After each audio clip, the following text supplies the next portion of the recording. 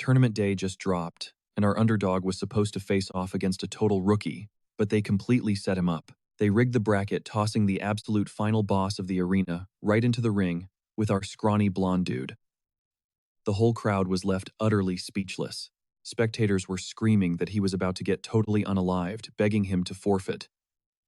But our blonde protagonist, he planted his feet locked in and chose. The bell rings, and the kid blitzes straight at this titan, practically oozing confidence as he throws a wild haymaker. But the champion just casually swats it away, chuckling and calling him moving in slow motion. The rookie unleashed a relentless flurry of strikes, but the champ just effortlessly deflected every single one. Suddenly, the boss stopped playing around. He delivered a brutal, gut-wrenching kick that instantly folded the kid, completely stealing the oxygen from his lungs. Our gutsy hero was getting absolutely demolished. He was eating ruthless strike after strike, crying out in agony, while his opponent just stood there mocking him straight to his face. I am way too young to check out. This showdown had straight up mutated into an absolute slaughterfest. Barely conscious, the poor guy desperately clawed for his blade. Bam! He takes a rapid-fire combo straight to the dome but still utterly refuses to tap out. The entire arena watched in pure disbelief. Convinced this rookie was about to breathe his very last breath right there on the dirt, he suddenly triggers an insane adrenaline rush, forces himself back up, and aggressively grips his weapon. He launches himself directly at the top dog. The green-haired menace snickers, but fueled by pure, unadulterated rage, our boy violently clashes against the lettuce head's blade and completely shatters it into a million pieces. Without missing a beat, he drives a vicious knee straight into the guy's family jewels, instantly deleting his entire bloodline. The champion totally loses his mind, roaring that it is over for him. But as the titan lunges forward, the blonde protagonist delivers a devastating right hook, perfectly connected to his jaw. The hit leaves the champ entirely disoriented.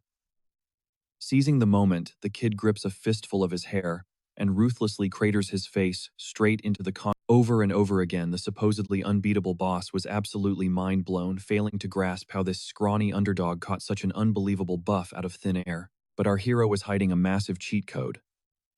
A closely guarded secret, capable of leveling up his power stats in a matter of seconds. Literally no one could process that this random rookie just totally obliterated the ultimate reigning champ. But to truly crack the lore behind his hidden hack, we gotta rewind a few years. Meet the creator behind the most legendary web novel to ever drop. Tragically, he flatlined from a literal heart attack, all because he doom-scrolled through way too many toxic hate comments. Suddenly, a grim reaper straight out of the underworld named Kim spawns in, brutally dropping the news that the pearly gates are locked. His unforgivable crime, dropping way too many series, and ghosting his fans without ever writing an ending. For his divine punishment, he gets violently isekai'd straight into his very own cinematic universe. His only objective, survive, until the final chapter. The fatal catch. Every single one of his drafts ended with the entire cast. Talk about an absolutely impossible survival game. Just like that, he spawns directly into his notoriously dark fantasy called The Demon King is Down. Now possessing the body of the ultimate big bad son, 17-year-old Valier Jr. stranded deep inside the shadowy fortress, he drags himself to the balcony, only to witness the massive Imperial military staging a full-blown siege. His new main quest ghosts this place without getting sliced into ribbons by heavily armored paladins. With the stronghold literally collapsing into rubble all around him, Valier has zero time to waste. He sprints desperately into a dusty, forgotten vault. Ransacking every single crate, he finally uncovers a massive grimoire packed with arcane scrolls. These were overpowered artifacts he personally wrote into the lore, designed to be totally foolproof, meaning you could spam them even with 0 mana stats. He forcefully rips open the fast travel page, desperately trying to activate the spell. But an invisible anti-magic ward totally cancels his cast, leaving him standing there looking like an absolute clown, just awkwardly waiting for some flashy portal that was never going to. Right then and there, the realization hit hard. He was absolutely cooked. Time to pivot to plan B.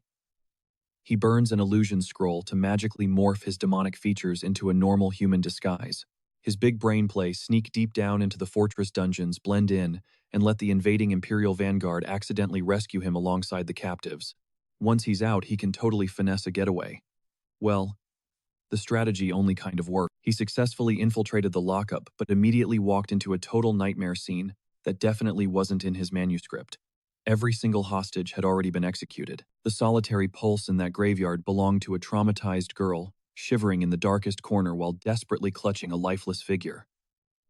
Valliere hesitantly approaches, asking if she was injured, but she just pierces him with a gaze full of absolute soul-crushing He tries to gently interrogate her to piece together this chaotic scene, but the girl is completely paralyzed by shock.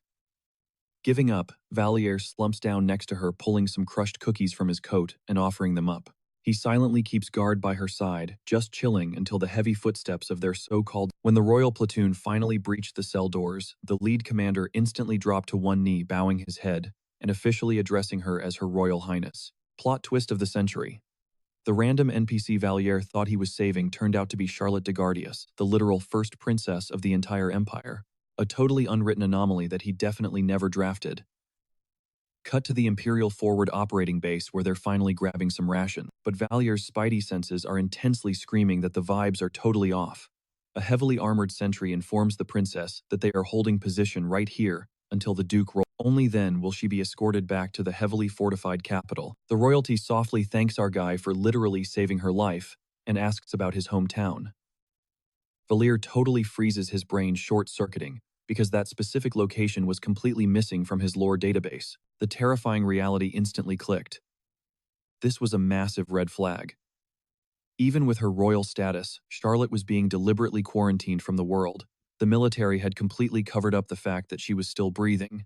Turns out every single knight surrounding her was a planted spy, fiercely loyal to her power-hungry half-brother Prince Bertus.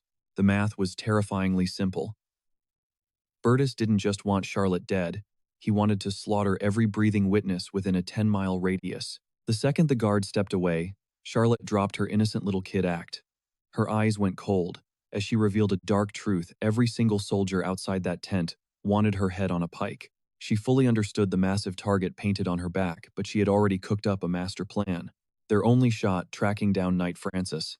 He rolled with the neutral faction, making him the only soul breathing she could actually trust. Valliere's jaw practically hit the floor. He honestly thought she was completely clueless about the politics.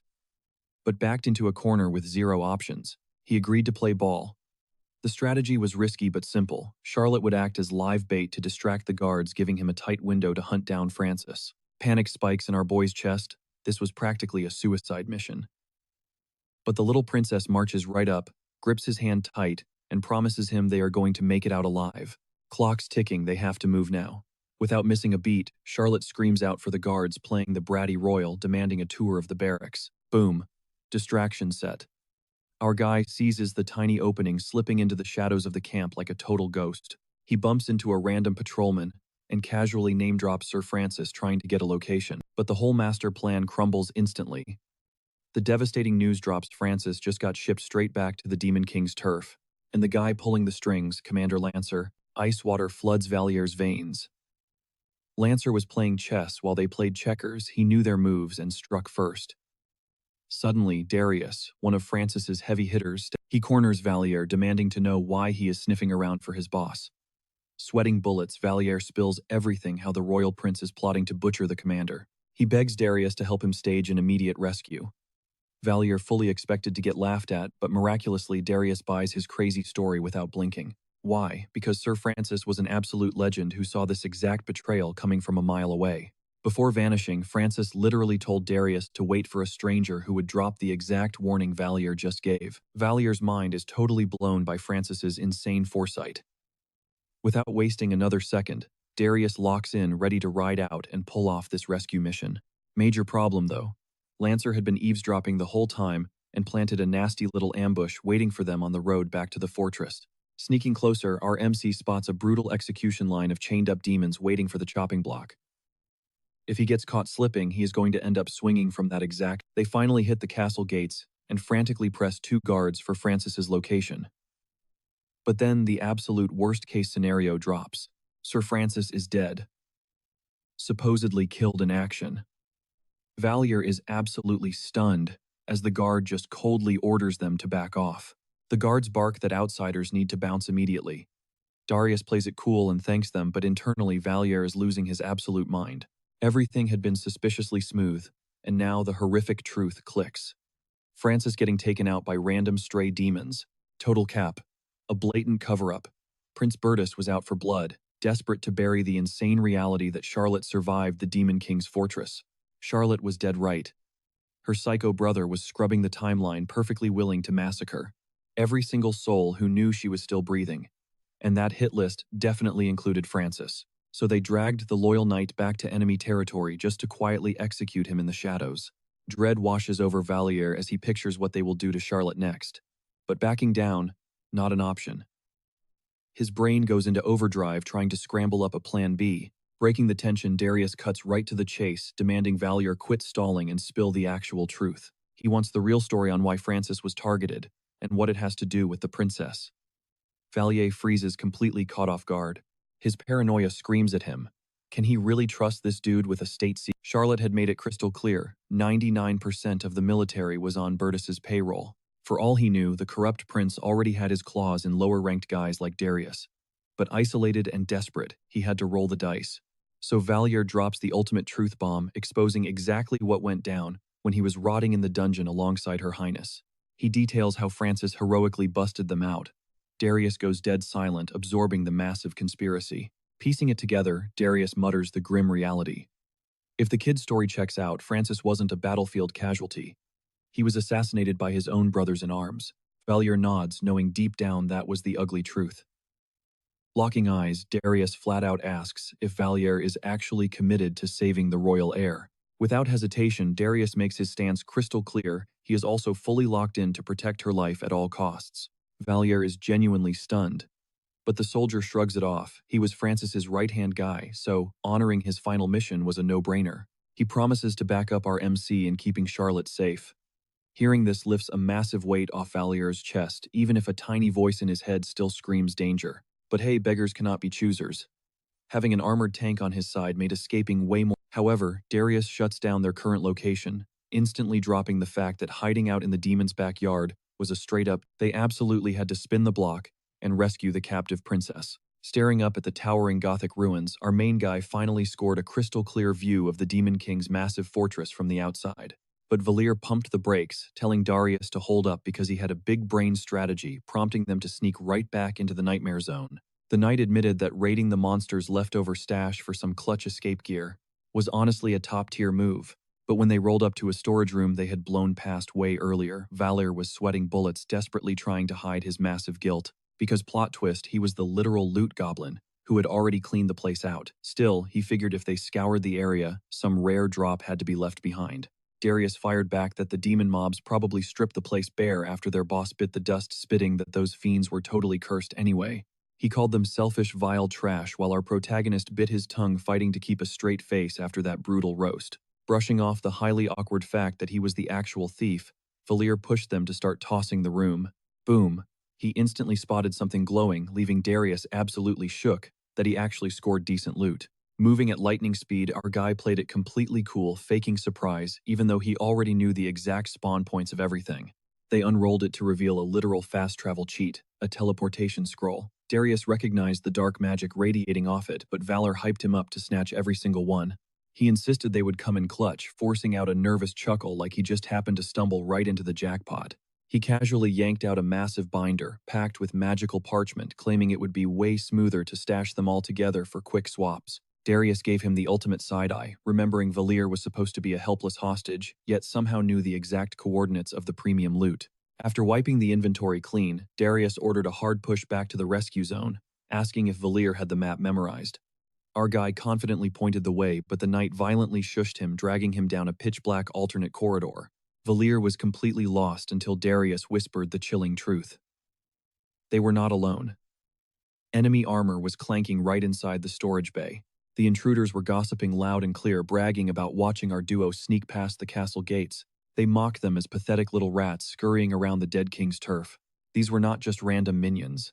They were elite enforcers from the dreaded Duchy of... Darius hissed through his teeth that the difficulty level just spiked to nightmare mode. Bertus's bloodline was ridiculously overpowered, practically ruling the Empire's underworld, and they were dead set on shoving Bertus onto the Golden Throne. Because of that insane backing, the Solorian Death Squad was not filled with your average run-of-the-mill grunts. Oh no, these guys were all high-level, pure-blooded aristocrats wielding crazy power. After all, that was exactly how our protagonist had hard-coded their stats in his original. Burtis brutally executing Francis for ignoring his orders was definitely a piece of this twisted puzzle, meaning running blindly through the massive fortress was basically a death sentence. The enemy squad looked completely bored, flexing that hunting down the hidden duo would take zero effort. Valier's heart hammered against his ribs. How on earth could they track them so fast without a radar? Suddenly, a sinister neon glow flared up inside the lead knight's eye. The absolute unit immediately locked onto their exact coordinates. He sneered that they were cowering behind a stone gargoyle, bragging he could literally hear their terrified panting. Valier practically stopped breathing, completely paralyzed by the insane wall hack. The armored goons barked aggressively, yelling that the game of hide-and-seek was over, as the leader unsheathed his massive shimmering blade. He ordered them to crawl out like good little victims. Out of options, Valier and Darius slowly stepped out of the shadows. Cornered with 0 outs, the rival captains scoffed, trash-talking the princess as a cursed burden, dragging random innocents straight to the grave. Darius erupted, calling the guy a total scumbag, screaming if he felt zero shame for acting like a hitman against his own royal blood. But the cold-blooded killer just shrugged, entirely unfazed by some random teenager spitting facts. He faked a sigh, claiming chopping down a civilian kid felt bad, but it was all just bloody business for the Empire's future. Instantly, Darius shoved our main guy behind his back. Valier's stomach dropped to his shoes. He had survived literal hell to escape this cursed map, and now his health points were about to hit 0 anyway. Getting game overed like this again, it had not even been 24 hours since he originally flatlined from a massive spike in blood pressure. Right on cue, our protagonist whipped around, locking eyes with the terrifying stone gargoyle looming over his shoulder. Because in every single manga and role-playing game, these creepy statues absolutely come alive right when things hit rock bottom. And that cliched trope slapped them right in the face. The enemy hit squad completely froze as the massive stone beast cracked its neck and spread its jagged wings. In one explosive blitz, the gargoyle lunged forward, absolutely bodybagging the arrogant commander before he could even swing his sword. Valier stared in pure disbelief. He had only briefly imagined the stone beast waking up, but he had zero clue what actually triggered its violent rampage. Darius wasn't about to question their insane luck. Realizing this was their one shot at survival, he yanked Valier's wrist, desperate to get them out of the slaughter zone. Behind them, the massive gargoyle absolutely tore through the enemy ranks, keeping the guards. The boys sprinted for their lives, seizing the chaotic distraction to make their grand escape. Hijacking a nearby stallion, they scrambled onto its back and bolted into the wilderness. Panting heavily, Darius demanded to know how the hell that statue came alive. Valier played dumb, claiming he had no idea, but he was totally lying through his teeth. Deep down, our boy vividly recalled that glowing status window flashing before his eyes the second he spawned in this crazy world. Engraved right there on his stats was a literal cheat code, a rank D skill called Demon Domination. It hit him like a truck, since he was technically the Demon King's heir. His royal blood must have accidentally triggered that exact skill, bringing the stone monster to life. He prayed his friend wouldn't piece the puzzle together, but Darius was just hyped they hadn't become gargoyle food and actually made it out in one piece. Still, Valier's heart was pounding out of his chest from the near-death experience. But the relief didn't last. Darius whipped his head around, spotting a massive wave of reinforcements locked onto their trail. A ruthless cavalry charged at them at top speed, with the lead guard screaming at his men to cut the boys down before they cleared the tree line. Yeah, things were officially looking catastrophic. An absolute army was breathing down their necks. In a panic, Valier yelled at Darius to grab his waist tight, leaving his friend totally bewildered. While Darius freaked out over his friend's weird demand, our main character frantically prayed to the heavens for a life-saving miracle. He refused to let his story end in this grimy forest. Suddenly, a brilliant idea sparked in his mind as he ripped a magical scroll straight out of his grimoire. It was a high-tier acceleration spell. Not going down without a fight, he instantly activated the buff to supercharge their escape. The magical energy surged into their stallion, kicking its speed into maximum overdrive and widening the gap between them and the bloodthirsty cavalry. The insane burst of velocity successfully bought them some breathing room. Darius gasped for air, completely mind-blown that Valier could pull off such overpowered magic. For a brief second, it seemed like the guards were left eating their dust, but that illusion shattered instantly when a razor-sharp arrow violently whizzed just millimeters past his nose. The snipers were using the open range to launch a lethal arrow rain. Panicking, Darius screamed that the knights were playing for keeps begging Valier to bust out an ultimate attack. To survive these elite Celestrian trackers, our boy whipped out a bizarre strategy that left Darius completely speechless. Darius shouted that mind tricks were totally useless against these high-level knights who possessed heavy mental resistance from their intense cavalry training. Oh, Valier knew that perfectly well.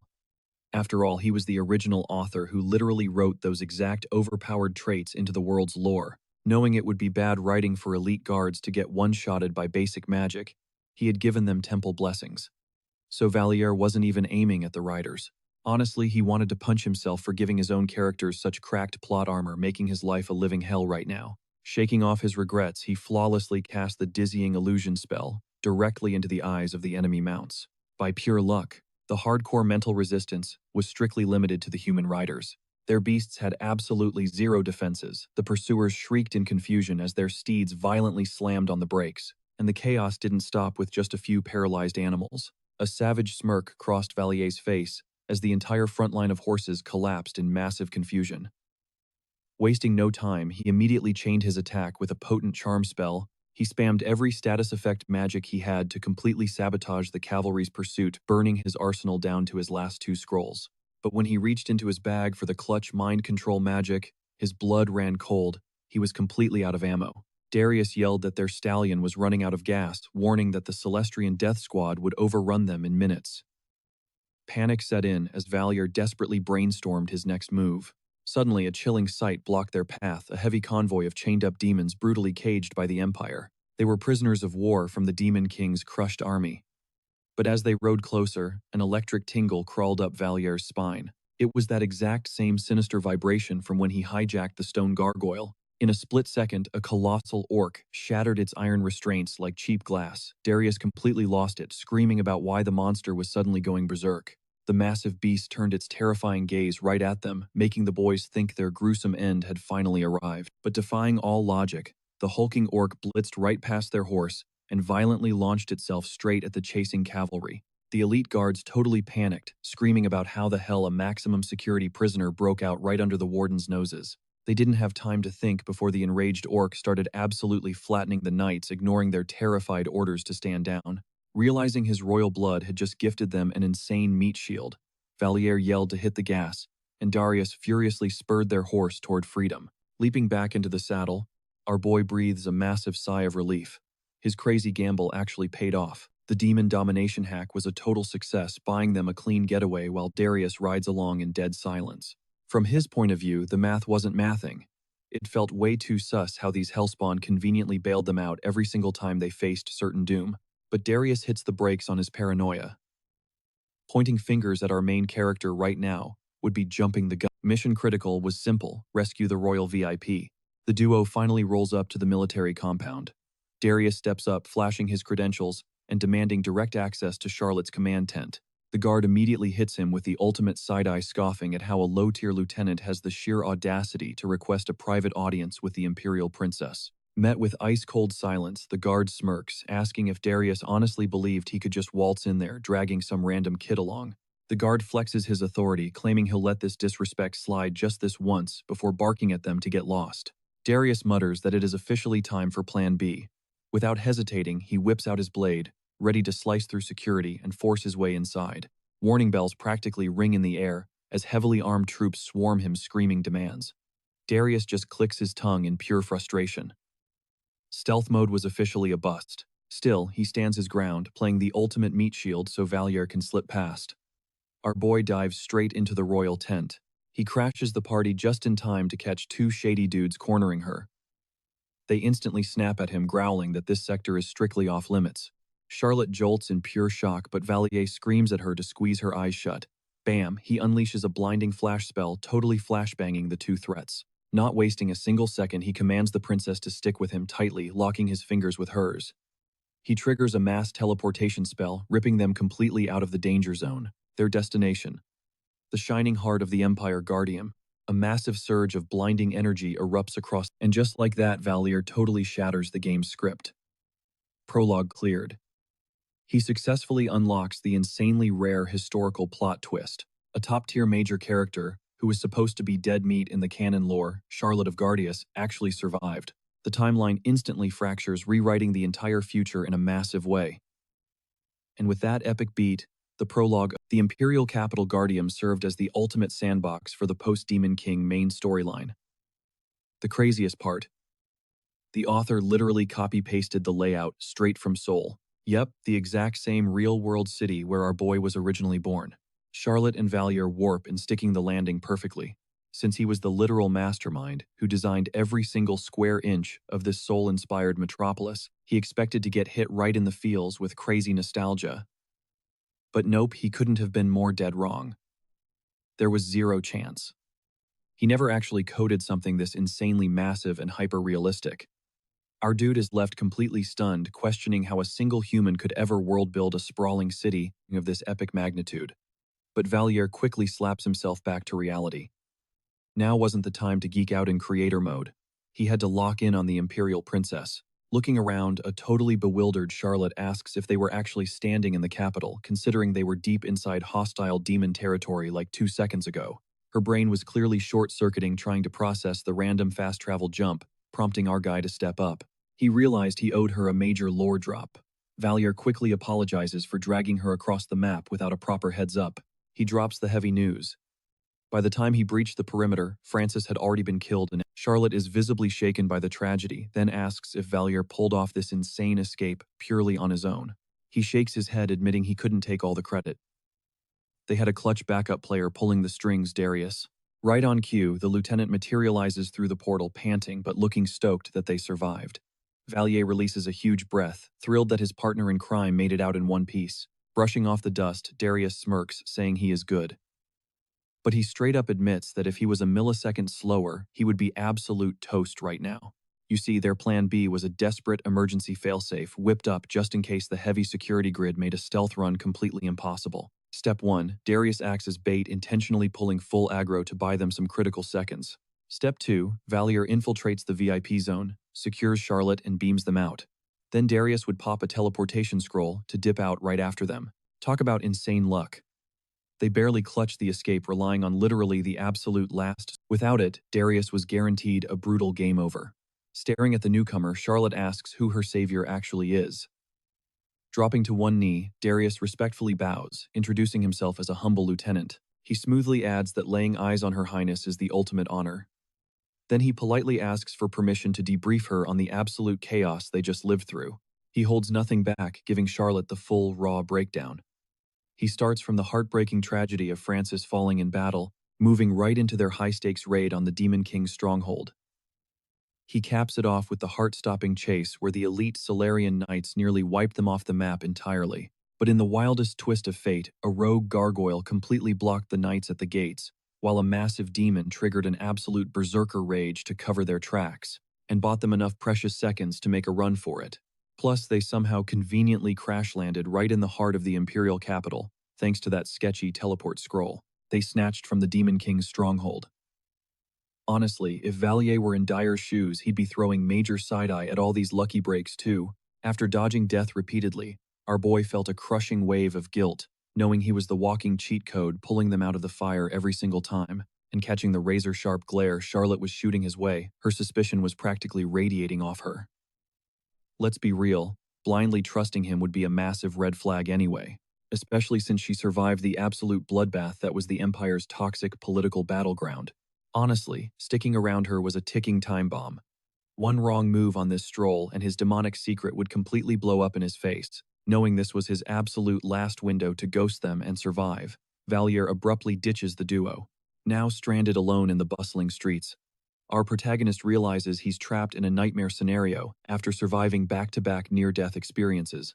And the worst part, despite literally saving Charlotte's life, he couldn't claim a single ounce of glory because beneath that human skin, he was still a demon. To top it off, his stomach was absolutely screaming, but nobody in this city was about to toss a single penny to bail him out. If he had a crystal ball, he would have totally patched an insanely broken survival trait into the lore. Something wild, like demons can literally feast on pure mana. Out of nowhere, a blinding system pop-up jump scares Valier, announcing that through brand new updates, his kind could actually survive purely on magical energy. But the catch, unlocking this massive buff cost a jaw-dropping 100,000 conquest points, leaving our guy absolutely speechless. The interface mockingly congratulated him for scoring the ultimate admin privileges to directly hack the world's rules.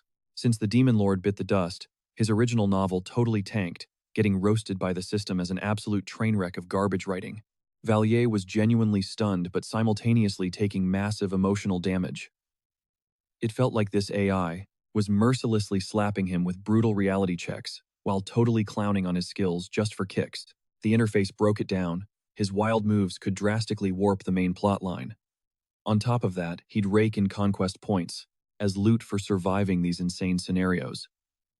Plus, he could stack up even more currency by crushing specific challenges, so he immediately pulls up the active quest board, which supposedly refreshes on a regular loop. The prompt flashes a wild hit list of tasks, kicking off with literally smacking the Emperor across the face for 10,000 points. Next up, getting locked away in the ultra-secure Guardian prison for 1,200 points, with an extra 2,000 if he pulled off a jailbreak. He could also pickpocket a heavily armored knight, totally undetected, to grab a quick 100 points, or somehow secure a 100 square meter crib using nothing but loose pocket change for a solid 1,000. The entire board was so unhinged that Valier was left completely baffled by these chaotic, borderline impossible suicide missions. Fortunately, as a sweet bonus for surviving the brutal prologue, he finally unlocked the elite skill to weaponize those conquest points. The holographic menu expanded, revealing his brand new upgrade trees. He could trigger the revision tool to literally rewrite reality, inject overpowered buffs into his own stats, or completely tamper with historical lore. It even featured a slick preview mechanic, letting him peek at exactly how his chaotic choices or reality-bending edits would butterfly affect the timeline. But then a blazing red warning flashed, trying to hijack insanely crucial canon events, or directly messing with the core cast members might just be straight-up impossible, or at best it would burn through an astronomical chunk of points. Pushing this god-tier power too far and breaking the world's core logic would trigger a hard system crash. If he blindly tried to force a reality-breaking glitch and fired off the skill anyway, he'd get slammed with a brutal debuff. Staring at the walls of text, our guy felt his brain absolutely melting from the overload. The interface kept rambling, clarifying he couldn't just delete baked-in or newly added traits, but it confirmed he could directly hijack the fundamental laws of the universe simply by burning his hard-earned conquest points. Major canon moments were either hard-locked from edits or demanded an insane amount of currency, and his powers definitely couldn't be spammed to trigger a total logic breakdown. Any attempt to brute force a glitch would get him severely punished. The AI even dropped a snarky "too long didn't read" for absolute dummies who hated reading, which was a savage low blow considering he literally wrote this world. Once again, Valier was boiling with rage at this relentlessly toxic system. But whatever he had to bite the bullet. Sure, this magic interface was a massive headache, but exploiting this cheat code ability was his only shot at surviving. Running on empty pockets, he urgently scrambled to see what minimal buffs he could afford right away. Out of nowhere, the screen prompted him asking if he wanted to unlock an exclusive creator's hint. He had two choices on the table: crystal clear intel or cryptic clue. Puzzled, he questioned the difference, and the vague prompt simply asked, how on earth did a massive crowd of people get snatched without a trace? Back in the Demon King's fortress, Valier stood totally paralyzed, his brain short-circuiting over a clue that felt more like a twisted riddle. He just burned 150 points for absolute garbage, until the interface finally flashed a clear directive: hit up the magical item shop immediately. Honestly, that was a solid lead, a rare win considering this janky system had spent the entire time barking at him to hustle and pawn off his loot just to survive, practically screaming at him to make a quick buck. Using those arcane scrolls he snatched from the fortress, but reality hit completely differently when he dragged himself into the Aligar district. Plunging into the bustling market, a gritty merchant instantly completely roasted him, demanding to know who he was trying to hustle. Another dealer literally howled with laughter the second he unrolled the parchment, loudly declaring he had never witnessed such a pathetic scam in his life, while a random bystander completely clowned him, yelling that with those sketchy drawing skills, he belonged in an art academy. Instead of peddling trash on the streets, leaving every single vendor treating him like some delusional teenager hawking bogus magic. Something felt massively off about this entire situation. The interface explicitly commanded him to visit a magic shop, but apparently fencing his stolen goods wasn't the actual goal. Exhausted, Valier stumbled into his fourth Target store, desperate to offload a single enchanted scroll. Starving and completely drained from navigating the massive city, he just wanted a quick payout, but the shopkeeper hit him with a wild question, asking if he could flawlessly forge another copy of that exact drawing. The protagonist just blinked completely, bewildered by the sheer audacity. Squinting at the crimson emblem, the merchant assumed it was a bootleg fireball spell, completely hyping up Valier's artistic talent, and even proposing they split the profits 50-50 if he kept manufacturing the. It finally clicked for Valier. This guy promised 5 silver coins if he could replicate the so-called fake by tomorrow morning. Laughing straight in his face, totally convinced the legendary artifact was nothing but a cheap counterfeit. Valier just rolled with it and nodded, but deep down he knew 5 silver was absolute pocket change, figuring he would just dump the real thing on a different buyer. Plus, his drawing skills were literal trash, and a heavy wave of anxiety hit him. What if some poor soul actually tried using his fake spell during a life-or-death crisis? He absolutely refused to carry that dark karma on his conscience. Still, it completely blew his mind that absolutely nobody recognized authentic Demon King artifacts, so since they were completely clueless, Valier decided to just liquidate the fireball scroll and wipe his hands of the whole mess, stepping into a mysterious new shop with zero expectations. He called out checking if anyone was actually working, but the front counter was abandoned, and the interior was an absolute chaotic disaster. The place felt entirely shut down, and Valier was so distracted he completely missed the shadowy figure creeping up right behind him. He spun around, his heart jumping as a woman offered a dangerously sweet smile smoothly, asking if he was a patron and what exactly he was hunting for, wondering if he desperately needed a potent spell or some rare elixir. He casually mentioned he was here to sell a scroll, but her smirk sharpened into something totally chilling as she warned him about playing games with adults. A cold sweat dripped down Valier's neck as her piercing gaze completely. The mysterious girl casually dropped that she never normally purchased street garbage, but claimed she couldn't just let a kid wander the alleys carrying a literal death trap, tossing out an offer of 2 gold coins to confiscate it. But instantly, her entire vibe flipped. The sweet facade shattered as she demanded the absolute truth, leaving Valier utterly lost and internally panicking. She aggressively interrogated him about his source, dropping the absolute bombshell that this specific magical formula belonged exclusively to the demonic realm. The protagonist's blood ran completely cold as she backed him into a corner, her aura suffocating him as she demanded to know exactly how he got his hands on it. Obviously, he knew magic was real, but the deeply intricate mechanics of it were a massive blind spot that even he, the actual creator, couldn't explain. The gritty details of mana activation and incantation techniques were completely skipped over, because he literally never bothered building that specific lore. Because of that massive plot hole, it was supposedly physically impossible to visually distinguish a standard human spell from a demonic curse. The street peddlers were totally clueless because they lacked actual magical cores, writing off his legendary loot as completely botched doodles. But this terrifying woman saw right through the illusion, her eyes blazing, as she relentlessly pressured Valier to start spilling facts immediately. She completely cornered him, her intense interrogation about the scroll's origin, trapping the protagonist in an absolute nightmare scenario. Her obsessive manic energy totally paralyzed him, wiping his mind completely blank as he scrambled for a decent lie. Sweating bullets, he desperately whispered to his system interface, begging it to memory, wipe the girl, but the glowing text brutally informed him that specific hack required a staggering 3,000 points, making him silently rage about how unbelievably trash this entire system was. A girl caught him dead to rights, demanding to know why he was out here muttering to himself like a total. Valier's mind raced, desperately weighing whether he actually needed to spill his deepest secrets. Stalling for time, he carefully dropped a massive bombshell, claiming he snatched the item straight out of the Demon King's twisted fortress. She wasn't having it at all, screaming at him, and asking if that garbage was seriously supposed to be his excuse. She threatened to literally smack the truth out of him, forcing Valier to throw his hands up in surrender, begging her to chill while he explained everything. He spun a wild web of half-truths about his whole ordeal, but her lie detector was going off big time. She hit him with straight facts, saying if he actually saved the Imperial Princess, he'd be swimming in gold and royal titles right now, but Valier swore on his life he wasn't capping. He painted a chaotic picture of their escape, detailing a brutal showdown with the elite knights of the Celerin Duchy. He even threw in the terrifying detail that the ruthless Imperial Prince Bertus was out for his blood, which finally made her pause. She still looked at him like his story was straight-up fiction, making our boy sigh internally, completely baffled because his acting had been Oscar-worthy. After all, spinning absolute nonsense into pure gold was basically his superpower. Her harsh glare melted into a soft, sad smile, asking if the terrifying Demon King really bit the dust at the end of it all.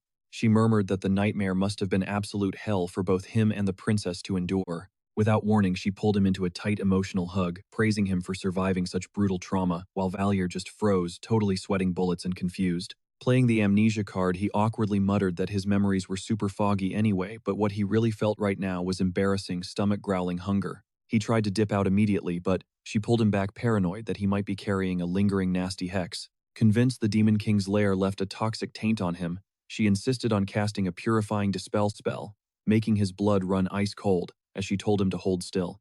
Pure panic set in, and he practically begged her to pause, fully aware that if she hit him with that, dispel, his magical human disguise would shatter. His darkest secret was about to be exposed, but while he was desperately waving his hands to stop her, she just casually blasted him with the magic anyway. The illusion broke instantly, brutally, exposing his true, terrifying identity as a literal. Caught red-handed in the absolute worst-case scenario, he let out a choked, nervous laugh, totally playing dumb about what just went down. But instead of screaming, the girl dropped to her knees, calling him her prince and pleading to know if he remembered her, leaving Valier utterly clueless. Out of nowhere, she started chanting a dark, ancient spell in a completely different language, making the protagonist's jaw drop. The pieces finally clicked, and he was totally stunned to realize this random girl. She kept desperately pressing him, heartbroken that his memories of her were totally wiped, knowing they couldn't just stand out in the open like sitting ducks. Her survival instincts kicked in, urging him to move immediately, because lingering in the streets meant guaranteed death by discovery.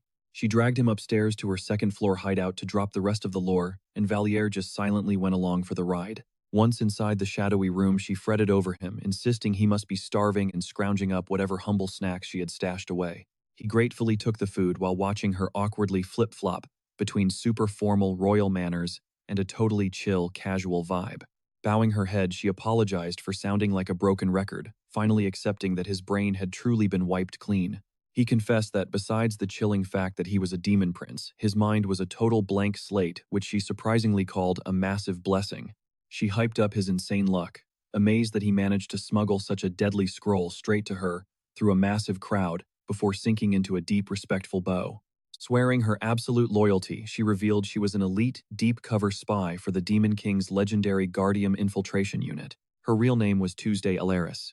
Alaris vowed to become his loyal shadow from that moment, on sending Valier into a massive existential crisis, wondering if he had secretly coded this plot twist himself. In his mind, this entire wild storyline was 100%. Still trying to process the madness, Valier brutally roasted her, asking why a literal creature of the night was crashing in the sunniest spot in the city. Surrounded by happy humans, Alaris awkwardly admitted that she was broke and needed a live-in storefront just to dodge insane rent prices. Valier felt a massive wave of pity for the poor vampire, but Alaris quickly killed the joke, dropping a dark warning that they definitely weren't the only demons lurking around. The imperial capital was secretly crawling with dark forces, sparking a terrifying realization in the protagonist's mind about that infiltration squad she just mentioned.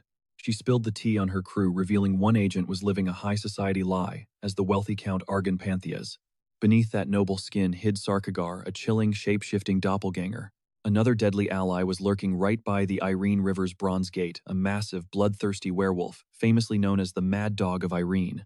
And dropping the biggest bombshell of all this was the exact monster who ruthlessly kidnapped the imperial princess in the first place. Meanwhile, Sarkagar was an absolute god-tier master of twisted transformation magic. Slipping into this world was a total breeze for this guy thanks to his shape-shifting arts, and Valier instantly clocks that this is the exact same dude who snatched up Charlotte. Realizing he needs to tread carefully around this wild card, our boy digs for more intel on the guy, known as the Mad Dog. Turns out this so-called dog is actually a fierce queen, pulling the strings of Guardium's gritty underworld. Flexing some seriously lethal hand-to-hand combat skills, she built up an absolute powerhouse of a gang from scratch in record time. Valier is low-key baffled, though. This crew was supposed to be a highly trained covert ops squad, but they are giving off massive street thug energy instead. Still, he can't wrap his head around how Irene's Mad Dog managed to build such a massive crime syndicate right under everyone's noses. Alara spills the tea, explaining that the Mad Dog is currently the sugar mommy, bankrolling their entire underground operation right now. Valier nods, recognizing her heavy mob boss status, but he has to ask how exactly she's raking in all that cash. Alaris hesitates before admitting that her main hustle is literally extorting people by selling them bullets. Our protagonist practically chokes. They aren't some elite unit, they are straight-up highway robbers. In the end, Alaris just lets out an exhausted sigh, since amnesiac Valier doesn't remember a single thing while he is quietly stressing out over this whole messy situation. Even so, she is just incredibly thankful her prince is alive, hyping up their chance to rebuild the fallen demon empire. But Valier instantly shuts that down. He has zero desire to play empire builder, knowing damn well that reviving their realm would just spark another bloody, all-out war against humanity. Even though he had only witnessed the carnage once, the sheer horror of it traumatized him enough to swear off fighting forever. Plus, dragging the surviving demons back to the battlefield right now would be pure suicide. Shocked, Alaris asks how Valier could possibly abandon his destiny like that. She begs him to step up as the demon prince to save their people's future, but Valier drops the hard truth: the demon world is dead and gone. He refuses to rule over a ghost town, and with that brutal logic he tells Alaris to drop the Loyal Servant Act for a kingdom that has already been wiped off the map, leaving her completely stunned and speechless. After a heavy pause, she quietly bows her head, apologizing for pushing such a selfish agenda onto him. She tells him his brain must be fried and urges him to just get some sleep. Before Valier can even get a word out, she slips right out the door, leaving him wondering if he came down way too harshly on her just now. But he caught a quick glimpse of Alaris's face. For a split second, she honestly looked kind of relieved and happy. He is totally clueless as to why she reacted that way, though. Thinking about Alaris, he realizes that as a true vampire, she basically radiates this dark, aristocratic energy. Staring at her, Valier is struck by just how breathtakingly gorgeous she actually is. Deep into the night, our boy calls her back in and formally asks her to drop the whole prince title. Alaris immediately panics and apologizes. Seizing the moment, he asks her what his past self was actually like, which completely catches the vampire off guard. Stuttering, she feeds him a basic line about how he was this glorious pride of the demons, but her nervous sweating tells Valier he was probably an absolute menace. Deciding ignorance is bliss, Valier waves the topic away, saying he just wants to crash, and they lock in their plans to link up with the other two undercover squad members tomorrow. But then it hits him: if he hogs the only bed, she has literally nowhere to crash. Out of nowhere, she smoothly slides into bed right beside him, catching him entirely off guard. Alaris totally skipped the memo about co-sleeping. Ever since his reincarnation, his life has been a chaotic nightmare. But right now, he is definitely not complaining, silently celebrating his new Demon King perks. As soon as dawn breaks, Valier and Alaris hit the streets to begin their covert mission. The capital city is absolutely booming with chaotic energy. Between Princess Charlotte's miraculous comeback, the military's victory, and the Demon King's demise, the humans are losing their minds with joy. The war is officially over, and massive block parties are raging everywhere. Crowds are screaming praises for the Empire and their precious princess, while our demonic duo turns their backs on the blinding festivities to hop on a mana train out of the Aligar district. They cruise straight south, heading right into the shadows of the Bronze Gate. Thanks to specking his character as an opportunist, they happily dodge a brutal marathon walk that felt like trekking all the way from Yongsan Station to Bampo Hanging Park. They finally hit the sketchy underbelly of the Bronze Gate, and Valier immediately realizes this place is a literal slum crawling with vagabonds. But Alaris stands firm: this is their only play. They are here to track down the king of the vagabonds, stepping deep into the grimy sewers. Deep down in the grimy, echoing sewers, a hidden figure catches a familiar scent cutting through the damp air as Alaris and Valier make their way through the shadows. Alaris whispers for him to watch his step in the pitch black. Suddenly, a silhouette rises from the gloom. Spotting Alaris, the mysterious figure steps into the light. It's Loyar, and she immediately drops into a deep bow before our main guy. She formally greets the prince. Valier awkwardly stutters back, totally caught off guard, realizing she's a girl, though to be fair, nobody explicitly told him she was a dude. He definitely should have seen that coming. Loyar asks if Sarkagar is joining them, and Alaris confirms the hype. She mentions the guy is a ridiculously busy noble who just sent word ahead of time. The topic shifts to the prince's massive memory wipe, leaving him with only his identity. Loyar squints, asking if he's dead serious about the amnesia, and Valier nods. Loyar lets out a massive sigh of relief. Our boy is completely clueless as to why she looks like a huge weight just lifted off her shoulders. Well, at least amnesiac, Valier won't force her to tug on his clothes and bark like an actual dog anymore. Valier internally panics, wondering just how much of an absolute menace his past self was. Alaris bursts out laughing, teasing that Loyar secretly low-key enjoyed the dog treatment. Loyar's face turns beet red as she frantically barks at her to shut up, denying the whole thing. Watching this, it hits Valier that his past self was absolute garbage. Still, it sucks because his brain is wiped totally blank. He drops a genuine apology. Loyar brushes it off, saying it's chill, But Valier pushes forward, admitting you can't just delete a toxic past, but they can definitely start fresh and build a better vibe. He reaches out for a handshake, and as Lawyer meets his hand, Valier immediately notices.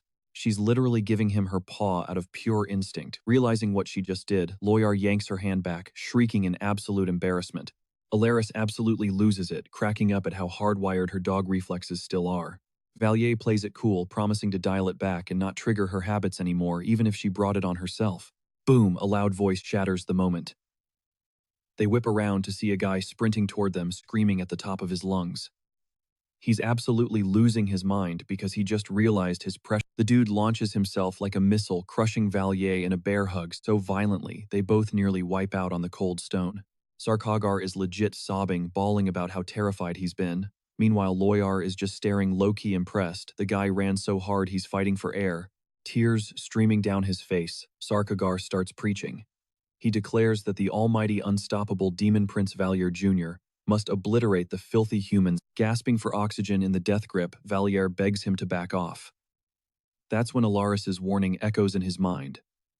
Watch your step around this fanatic. This guy's loyalty to the Demon King is straight up terrifying. He is 100% ready to toss his own soul into the fire, just to see the demon realm rise from the ashes. While Valier desperately struggles to break free, Lawyer violently yanks Sarkhagar by the hair, ripping him off the prince. Once the chaos settles, they finally circle up. Sarkhagar goes straight to business, dropping the heavy expectation that Valier is the one who has to rebuild their shattered empire. He's hyped, demanding the prince avenge the fallen king and forge a new empire, bigger, badder, and infinitely more demonic. Lawyer immediately shoots him down, calling the whole plan a massive waste of time and telling him to zip it. Valier just lets out a heavy, exhausted sigh. After all, he's currently trapped in the body of a weak, useless kid. How is he supposed to pull off a miracle? Sarkhagar tilts his head, totally confused by the doubt. In his eyes, Valier isn't just a kid. He's the supreme, ultimate archdemon destined to rule the entire demonic race. Valier awkwardly asks what's so special about that title anyway. Crickets. The trio goes dead silent, though Sarkhagar keeps hopelessly hyping up the archdemon name. Before Sarkhagar can ramble forever, Alara steps in to drop some heavy lore. Back in the Darklands, life was a brutal, endless bloodbath, a ruthless war zone where the ground was always soaked red. Ages ago, humans started building massive nations to survive. But the demons, they were a chaos. They were literally tearing each other apart from the inside out. That is until a legendary anomaly stepped up. A unique demon manipulated the minds of the masses, freezing the Great War and forcing the Darklands to unite. Out of pure respect and sheer terror, they crowned him the Archdemon. Over time, that title evolved into the literal name of the Demon King's bloodline. The puzzle pieces finally click for Valier. Okay, cool history lesson, but what's the actual move? He asks if these guys even have a solid game plan. Sarkhagar lays out step 1. Valier needs to grind, max out his stats, and make a triumphant return to the demon realm. Step 2. Rally every single surviving demon under his banner. Our guy crosses his arms, admitting it's not the absolute worst strategy. But rushing it right now would be basically asking for a death sentence. Why? Because they are currently standing dead center in the most dangerous place imaginable, the literal heart of the human empire. He planned to crash in the human realm, secretly studying their entire culture and daily vibe. While quietly cooking up a massive, foolproof master plan, Sarkhagar straight up bursts into tears, absolutely bawling over the prince's insane, unmatched courage. But let's be totally real here. Valier just wanted to abuse the magic mana train and enjoy that ultra-convenient human lifestyle. Out of nowhere, Sarkhagar drops a massive bombshell, begging the prince to infiltrate the Empire's most elite academy, the legendary high-class institution known. Valier immediately calls out the pure absurdity of this, but Loyar and Sarkhagar instantly sync up, hyping up how insanely fast he could level up. They desperately wanted him to plant the ultimate seed of revenge right among the Empire's top-tier prodigies, backing Valier into a massive, unavoidable corner. Sweating bullets, he shoots a pleading look at Alaris for a lifeline, but she totally betrays him, calling it an absolutely genius move. Stammering in pure panic, Valier argues this is a total death trap, terrified of the catastrophic fallout if his cover gets blown. But Sarkhagar smoothly shuts down his fears, whipping out a magical doppelganger ring that lets him perfectly shapeshift on command. With the absolute fate of the Demon Kingdom resting entirely on his shoulders, Valier practically suffocates under Sarkhagar's intense, tear-filled gaze. And just like that, his fate was sealed. Our boy was heading straight into the belly of the beast, the temple school, under a heavy disguise. Alaris and Sarkagar threw together a rock-solid cover story, though they still sweat bullets over the looming dangerous investigation into Princess Charlotte's kidnapping. Since the royal princess was back in play, Lawyer had to move incredibly carefully, tracking down a shady underground contact named Debun for backup. Debun aggressively sizes up the kid, tagging along with Lawyer, locking hands and bluntly demanding a name. Stepping fully into the spotlight, as Reinhardt, a striking blonde kid Alaris, sternly warned that keeping any ties to the dead Demon King was literal suicide. Before this, Lawyer actually pitched the hilariously edgy title, Screams from Hell, which Sarkagar instantly shot down for sounding way too creepy. They even tossed around the super generic title Great King, forcing Alaris to facepalm and argue that his actual terrifying real name would somehow be less suspicious. Compared to those absolute trash-tier suggestions, cringing hard, Valier aggressively cuts them off, before they ruin everything, officially claiming the name Reinhardt before locking in his disguise. Slipping on the ultra-rare doppelganger ring. Boom, he was fully locked into a completely flawless fake identity and a slick new look. Riding heavily on Lawyer's deep connections, he geared up for the temple. Lawyer had already promised to pull strings and legally forge his brand new life. Fast forward to the very next day, Daibun already caught wind of this absolute madman's temple infiltration plot. Lawyer nods in agreement, passionately laying out her grand vision to completely reinvent the kid and set him up for high society dominance. Daibun totally respects the hardcore hustle, but immediately drops a massive reality check. How on earth were they paying that crazy tuition? The brutal question hits Lawyer like an absolute truck. She hadn't even thought about the mountain of cash required. Daibun bluntly points out that their current dirt-poor income wouldn't even make a microscopic dent in the temple's insane sky-high fees. A cold, nervous sweat drips down Valier's face as he instantly realizes there was absolute zero chance a literal squad of broke street beggars could cough up a full year's tuition. After all, the Temple School of Guardium wasn't some joke, it was genuinely the most insanely prestigious academy on the entire continent. A pure VIP paradise, where only the most elite, filthy rich legacy kids came to flex their wealth and power. If you crunch the brutal numbers, just one single year of classes there would cost a jaw-dropping $100,000. Defeated Lawyer lets out a massive soul. Their measly little side hustle was definitely not going to cover those astronomical heart-stopping bills. They desperately consider cutting their protection money to the local gang, leaving Valier utterly baffled that they even had a gang budget in the first place. Especially since all they literally did was peddle cheap sweets on the dirty streets. He made a hardcore mental note to investigate that wild setup later. Lawyer constantly warned that skipping gang payments meant instantly getting shut down, leaving Daibun completely starved for options. Thinking incredibly fast, Valier begs them to just cover his first semester alone.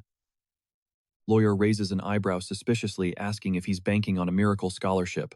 Smirking with absolute confidence, he nods. Since the legendary main hero was officially dead, the Empire was aggressively hunting for a second or third hero to take over. If he flexed enough raw talent, the Academy would happily foot the bill. Honestly, if you were a straight-up prodigy, the Temple practically threw free rides at you, hero search or not. And hey, even if his current stats were absolute trash, he still possessed the boiling blood of an archdemon. Valier confidently claims that with enough brutal grinding, he'd easily awaken some insanely overpowered skills. Smiling proudly, Lawyer completely backs up his hardcore, fearless confidence. If everything crashed and burned, he could always just cash in his achievement points to instantly spawn a brand new talent. Daibun fires back that it isn't that simple. Their cash flow is completely dried up, and right now there is zero chance they can cover that massive tuition. Plus, the heavy foot traffic over at the Bronze Gate Bridge has completely died down.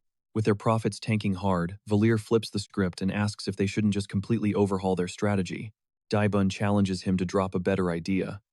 If the crowds are ghosting them, they just need to hunt down the crowds themselves. They needed a high-traffic hotspot packed with targets, but also a place where they could instantly dip out the second things went sideways. Enter the mana train. If they peddled their sketchy toys on board, the kids would inevitably throw massive screaming tantrums, leaving the exhausted parents completely trapped. They would be forced to fork over the cash for those trashy toys just to buy some peace and quiet. Lawyer is absolutely blown away by this devious hustle. Daibun totally backs him up, praising Lawyer's sharp eye for talent. He is completely hyped, convinced they are staring at a massive payday. He tells Valier to lock down his seat at the temple school. Valier braces himself, totally expecting Lawyer to instantly flame him and call him a scumbag, knowing he can't let that slide. He seriously wonders if he is going to have to humble her and teach her a harsh lesson. But instead, Valier just reaches out his hand, telling her they should crush this mission together. Almost instantly, Lawyer reverts to her bizarre dog-like instincts, creating an insanely awkward and cringeworthy vibe. Brushing past that super weird interaction, the crew links up later that night to slam drinks and chill out with our protagonist still rocking his undercover disguise. They hype up how much Loyar was gassing Valier up earlier. He smirks, admitting it actually feels pretty good to hear, prompting Daibun to raise his glass for a toast. They clink glasses to honor the newest addition to their chaotic family, the guy rolling under the alias, Reinhardt, celebrating his arrival in style. Amidst all the messy chugging and holding back puke, our MC finally drops the question, who exactly were those gang members? Daibun hyped up earlier. Daibun totally cracks up, casually dropping the bomb that they are the gang. Valier's brain short-circuits for a second because that logic simply isn't tracking. Lawyer literally built her massive empire and raked in stacks of cash through pure, unfiltered violence. That ruthless grind was exactly how she bankrolled the entire infiltration squad, a high-end magic shop, and even a straight-up noble. They were living incredibly comfortably, so Valier could instantly read the room. Loyar was definitely keeping massive secrets in the shadows. Still laughing, Daibun points straight ahead at a literal traffic circle, revealing that is the entire reason they are called the Roundabout Gang. The protagonist literally bursts out laughing at how insanely lame their origin story is, but beneath the giggles, he is silently plotting to dig up whatever dark secrets they are desperately trying to hide. Forgetting their trash-tier gang name for a second, Loyar suddenly ambushes them, completely snapping at the guys for letting him get totally wasted. She glares directly into Daibun's soul. He instantly freezes, absolutely paralyzed by her terrifying killer aura, as she demands to know what the hell he was thinking. Valier realizes he severely misread the vibe, and before he can even blink, Loyar yanks him by the collar, dragging him straight to the interrogation zone. Daibun completely sells Valier out, leaving him at the mercy of the furious girl. She aggressively vents, complaining that she literally cannot leave him unsupervised for a single second. Lawyer grills him, demanding to know what his master plan was if he got blackout drunk and triggered a massive disaster they couldn't cover up. She starts rambling about how she couldn't handle that kind of mess, but Valier totally cuts her off. He has his own interrogation to run. He drops facts funding massive Black Ops missions, and premium temple school tuition is ridiculously expensive. There is zero way she is pulling that off with just one basic income stream. She definitely has a secret side hustle funding this luxury, causing her to freeze up. She fires back, claiming she never spilled the tea because she assumed our MC was already clued in. She swears she wasn't trying to act shady. Not letting up, Valier intensely questions if she is running some kind of brutal racket that destroys innocent lives, but Loyar frantically denies it. Though she quietly mutters that yeah, sometimes collateral damage is just part of the game. Time to drop the act. Selling cute little sweets was literally just a smokescreen. The gang actually moves out in the streets acting like beggars to harvest premium intel for the Guardian Thieves Guild. Valier instantly connects the dots. They are basically a hardcore fantasy world version of the Hao Clan's Beggar Guild. The whole situation would be absolutely hilarious if it wasn't so incredibly bizarre. Loyar shrugs it off, saying if he was the actual boss, she would spill all the classified details, but honestly, she really didn't think he needed to stress over the dirty work. His only job was to completely wipe this from his memory the second he stepped foot inside the temple school. Ultimately, if Valier could just grind out a new talent and snatch up a full-ride scholarship, he would be completely set. He could permanently ghost the gang's dirty money. With the vibe killed, there was literally nothing left to do but crash for the night. He completely dropped the interrogation because Lawyer's walls were up, and she clearly wasn't going to leak any more classified info. Plus, tomorrow was going to be an absolute grind. He still had to drag himself all the way to the massive Imperial Capital's administration. Securing a fake ID ended up being a total breeze, way smoother than Valier ever expected. Daibun flashed a knowing grin. He had the perfect plug for this kind of shady business. Cruising through the bustling city streets, Valier's eyes locked onto the massive enrollment office of the prestigious temple school. Daibun mentioned that every single time he passed by this place, the campus somehow looked even more insanely huge. It was a total flex, especially since the courtyard was packed with nothing but elite, filthy rich snobs, desperate to shove their privileged kids into the academy's ranks. But that wasn't the whole story. Valier pointed out that they were actually staring at the counseling center. If someone crushed the evaluation right there and proved they were a straight-up prodigy, they could score a full-ride scholarship and bypass the It clicked for Daibun. This was the famous talent assessment hub. But Valier already knew their real destination was on the opposite wing, pivoting sharply to head down a different hallway. They waited in the echoing hall until their queue number was finally shouted out. Stepping up to the glossy front desk, Valier and Dai Boon faced the clerk. The receptionist hit them with a massive side-eye, asking if these two nobodies actually knew they were at the paid enrollment window. Dai Boon instantly choked up, sweating bullets. But Valier kept it cool, stating flat out that he was here to drop cash and enroll. The woman just let out a loud, exhausted sigh.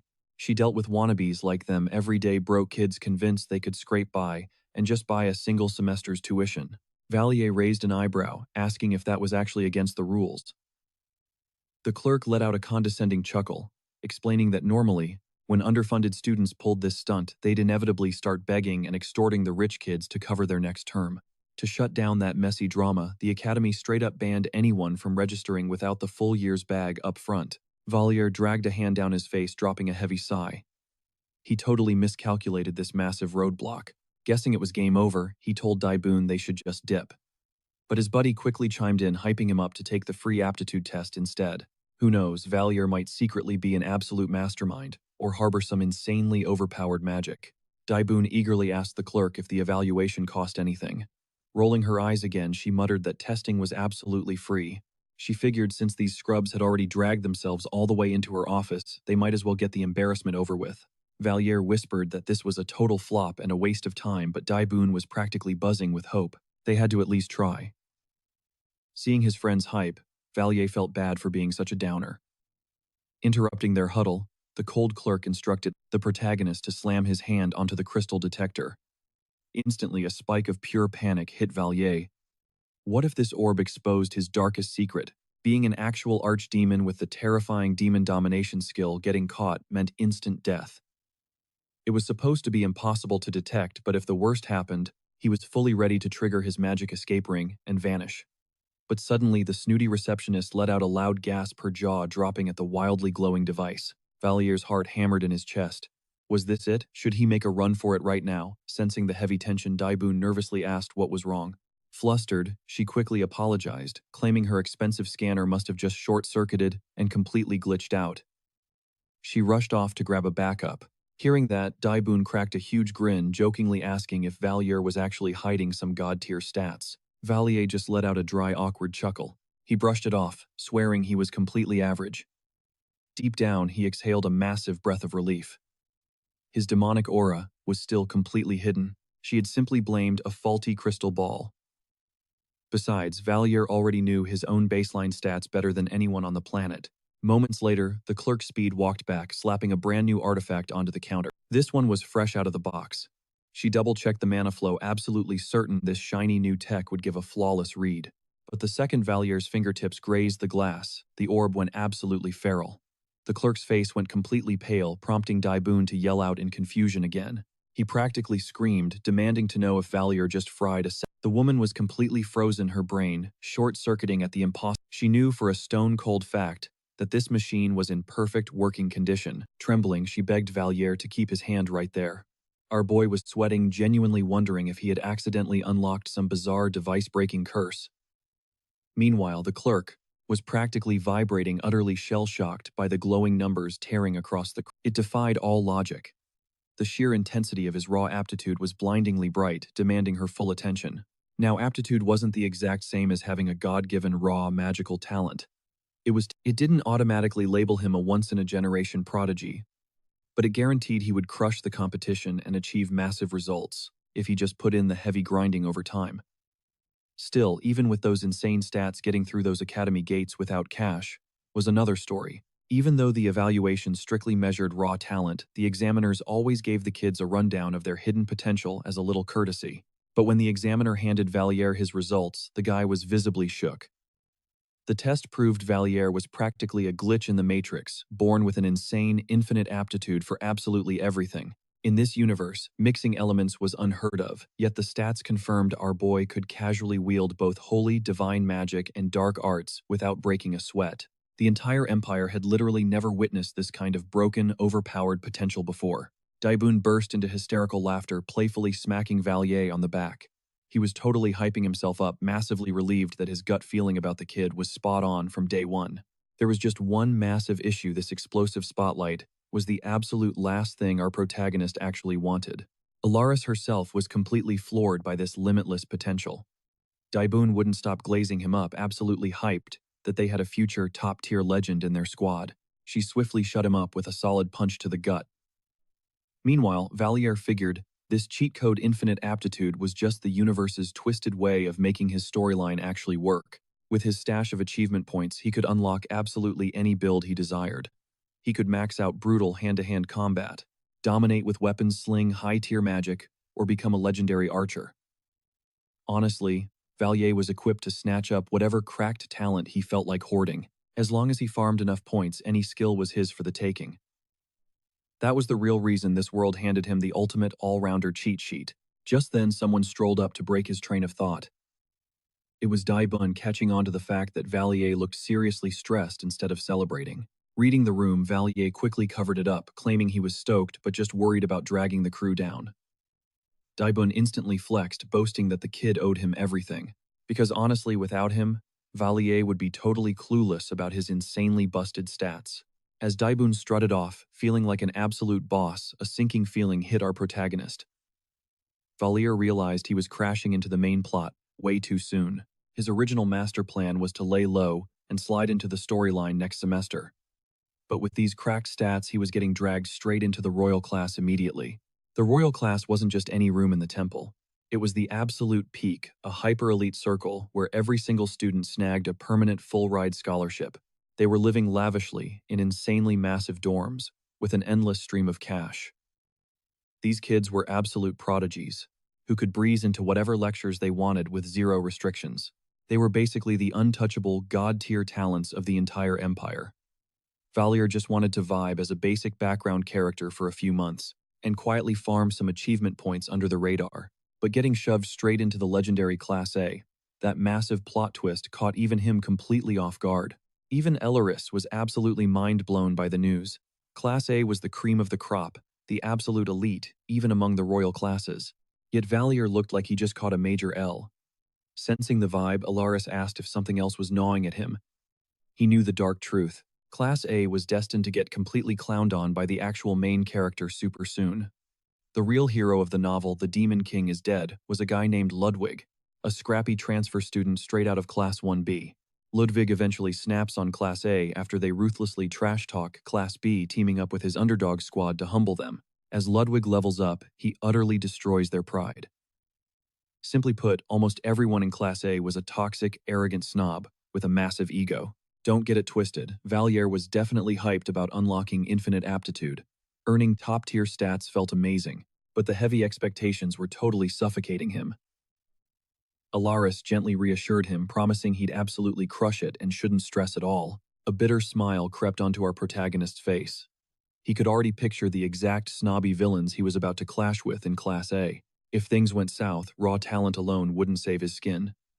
But Alaris firmly promised that the crew would definitely have his back and boost him up whenever things got rough. Since the temple actually let students wander off campus, Valier hit Alaris with a serious question. Why was she so desperate for him to attend this school anyway? She totally froze, dodging the question. So our boy pushed harder, warning her that if he actually morphed into the unstoppable powerhouse Sarkhagar was dreaming of, he might just flip the script and trigger a massive bloody war.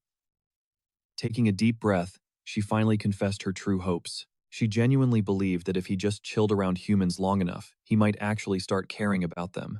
Valier raised an eyebrow, asking if she wouldn't heavily regret that gamble later. She brushed it off, saying she'd face that nightmare if it ever dropped.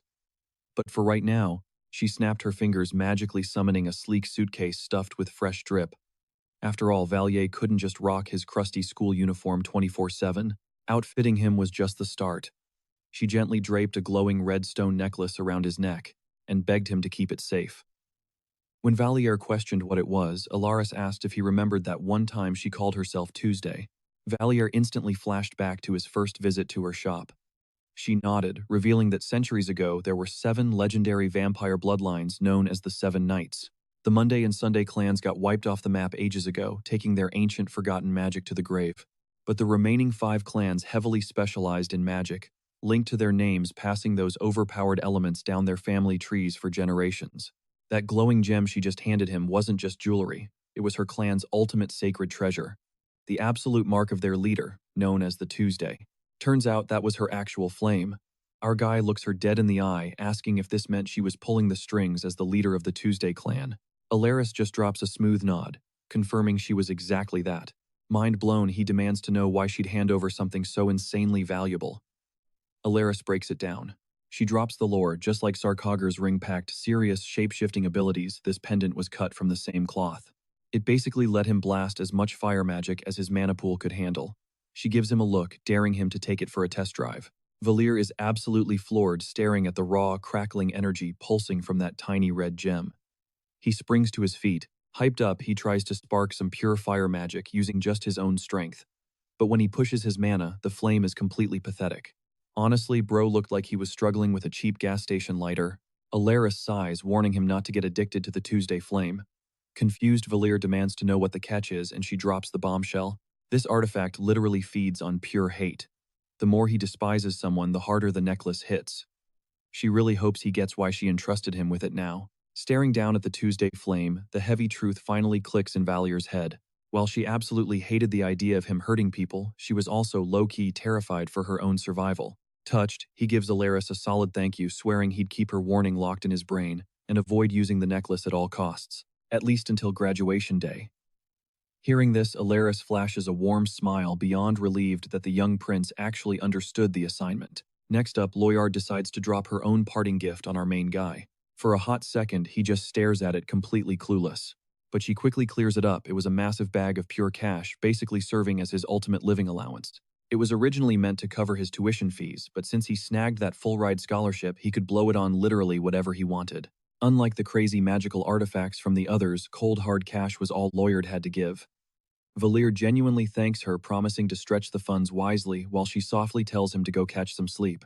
Valir instantly gets defensive, groaning as Loyard starts aggressively nagging him about self-care and staying safe. They were literally babying him like a helpless toddler. But right then, a massive, gut-wrenching realization violently slams into our protagonist's brain. He remembered a fatal flaw about the novel he was trapped in. The Demon King is Dead was originally supposed to be a cozy, slice-of-life masterpiece. It was built to be a chill, feel-good escape. He literally wrote it just to vibe with his readers who were completely exhausted from edgy, trauma-dumping tragedies. But here's the brutal kicker. He absolutely lacked the skills to craft a happy ending. He ran out of wholesome plotlines insanely fast, and the whole story just derailed. Out of sheer panic, he forced a toxic plot twist. Looking back, he realizes that garbage writing was exactly why his views totally tanked. He mentally reviews the catastrophic event he threw into the mid-game. Out of nowhere, a massive dimensional rift just tears open. Thousands of bloodthirsty monsters swarm out, completely obliterating the world. And standing in this reality, a cold sweat drops. He is absolutely cooked. If the timeline naturally marches straight into that apocalyptic climax, panic fully setting in, Valir frantically brainstorms his options. His first instinct, pack up and sprint for the hills. He could totally just go off the grid and wait for doomsday. But then pure frustration flares up. Why the hell should he die just because of his own trash writing skills? The second he actually considers bailing, the faces of his new family, the ones who genuinely went out of their way to protect him, flash through his mind. He tightly clenches his fists, forcing himself to lock in. No matter how violently this world burns, he was the author. He basically pulled the trigger. It was time to step up and own his mess. His mission was crystal clear: infiltrate the temple, grind his power levels, and farm an insane amount of achievement points. Because at the end of the day, he had to abuse his system's revision skill to either delete that portal from existence or get strong enough to solo an army of nightmares. Whether it meant stopping the apocalypse or altering destiny itself, he had to rewrite this broken script before it was too late. The timeline skips forward, and a massive booming broadcast echoes out for the incoming temple freshmen. The voice commands everyone to prep their student IDs and acceptance letters. Elite rookies assigned to the royal class were strictly ordered to gather at the main dormitory hall. The deadline was exactly 1 p.m. Stepping onto the grounds, Valir's jaw practically hits the floor. It wasn't until he physically stood in the royal capital that it hit him. Seeing his lazy, half-baked world-building manifest into something this insanely majestic was mind-blowing. Staring up at the insane architecture, he literally shudders just thinking about the astronomical. Stepping through the grand doors, the interior design was even more overwhelmingly flexed out, leaving him completely dizzy. He internally panics, wondering how the hell he's supposed to navigate this massive labyrinth just to find his dorm room. But as he's wandering aimlessly, a girl suddenly steps right into his path. She instantly clocks him as a newbie, and Valier smoothly throws a greeting back. With total main character confidence, she introduces herself as Ceres Van Owen, the absolute top dog, the president of the royal class. Ceres knew he was probably hunting for his room, so she steps up to guide him, asking him to flash his student ID. Valier slides over his paperwork, and she notices his file reads Reinhard. No last name, just directly slotted into Class A. He immediately gets assigned to room A11. She points him down the corridor toward the Class A dorms, reminding him to keep that recent announcement in mind. A massive, mandatory welcome bash for the freshmen is going down at 1 in the afternoon. Skipping isn't an option since they'll be laying down the law. Valier tosses her a quick thank you, and Siri dips out to herd the rest of the incoming freshmen. He navigates the halls, quickly tracking down room A11. Swiping his slick new ID card, the heavy door clicks open. It practically functions like magic, though honestly supernatural tech doesn't even faze him anymore. As the creator, he really should know this stuff, but he never actually bothered writing down minor dorm details in his draft. Stepping inside, his jaw practically drops. The suite is insanely massive and dripping with luxury, way beyond anything he ever pictured. Are all the royal class kids living like absolute VIPs? First the ridiculously grand imperial capital, then the temple, and now this top-tier dorm. The sheer scale of this world is so breathtakingly real, it actually sends a shiver down his spine. Out of nowhere, he spots a perfectly wrapped gift sitting on his desk.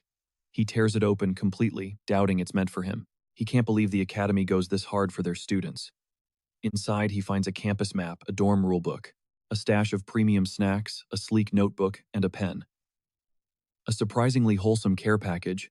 With some time to kill, he frantically reviews the rules, scribbling down everything he desperately needs to remember about Class A's roster. He tries to map out Class B's dynamics right up until the intercom blares, summoning all freshmen to the central hall. Valier snaps back to reality, shocked by how fast time flew. He only vaguely remembers a handful of character names, but hopes he can fake it till he makes it. He mentally organizes his cheat sheet of who's who, then steps out of his room to face the overwhelming crowd. Even with all his mental prep scanning, the sea of students leaves him blanking. He only recognizes a few faces, and the anxiety hits hard. Looking up, he spots the royal class upperclassmen glaring down from the balconies. Their auras are absolutely terrifying. He's completely thrown off by how many seniors actually showed up just to scope out the new meet. It's a massive crowd. Who would have thought these elite superiors would care this much about a bunch of freshmen? Valier squints, heavily questioning what their actual motive is. Suddenly, someone violently stomps on his foot. He crashes to the floor, hissing in pain, and whips around to snap at the clumsy idiot.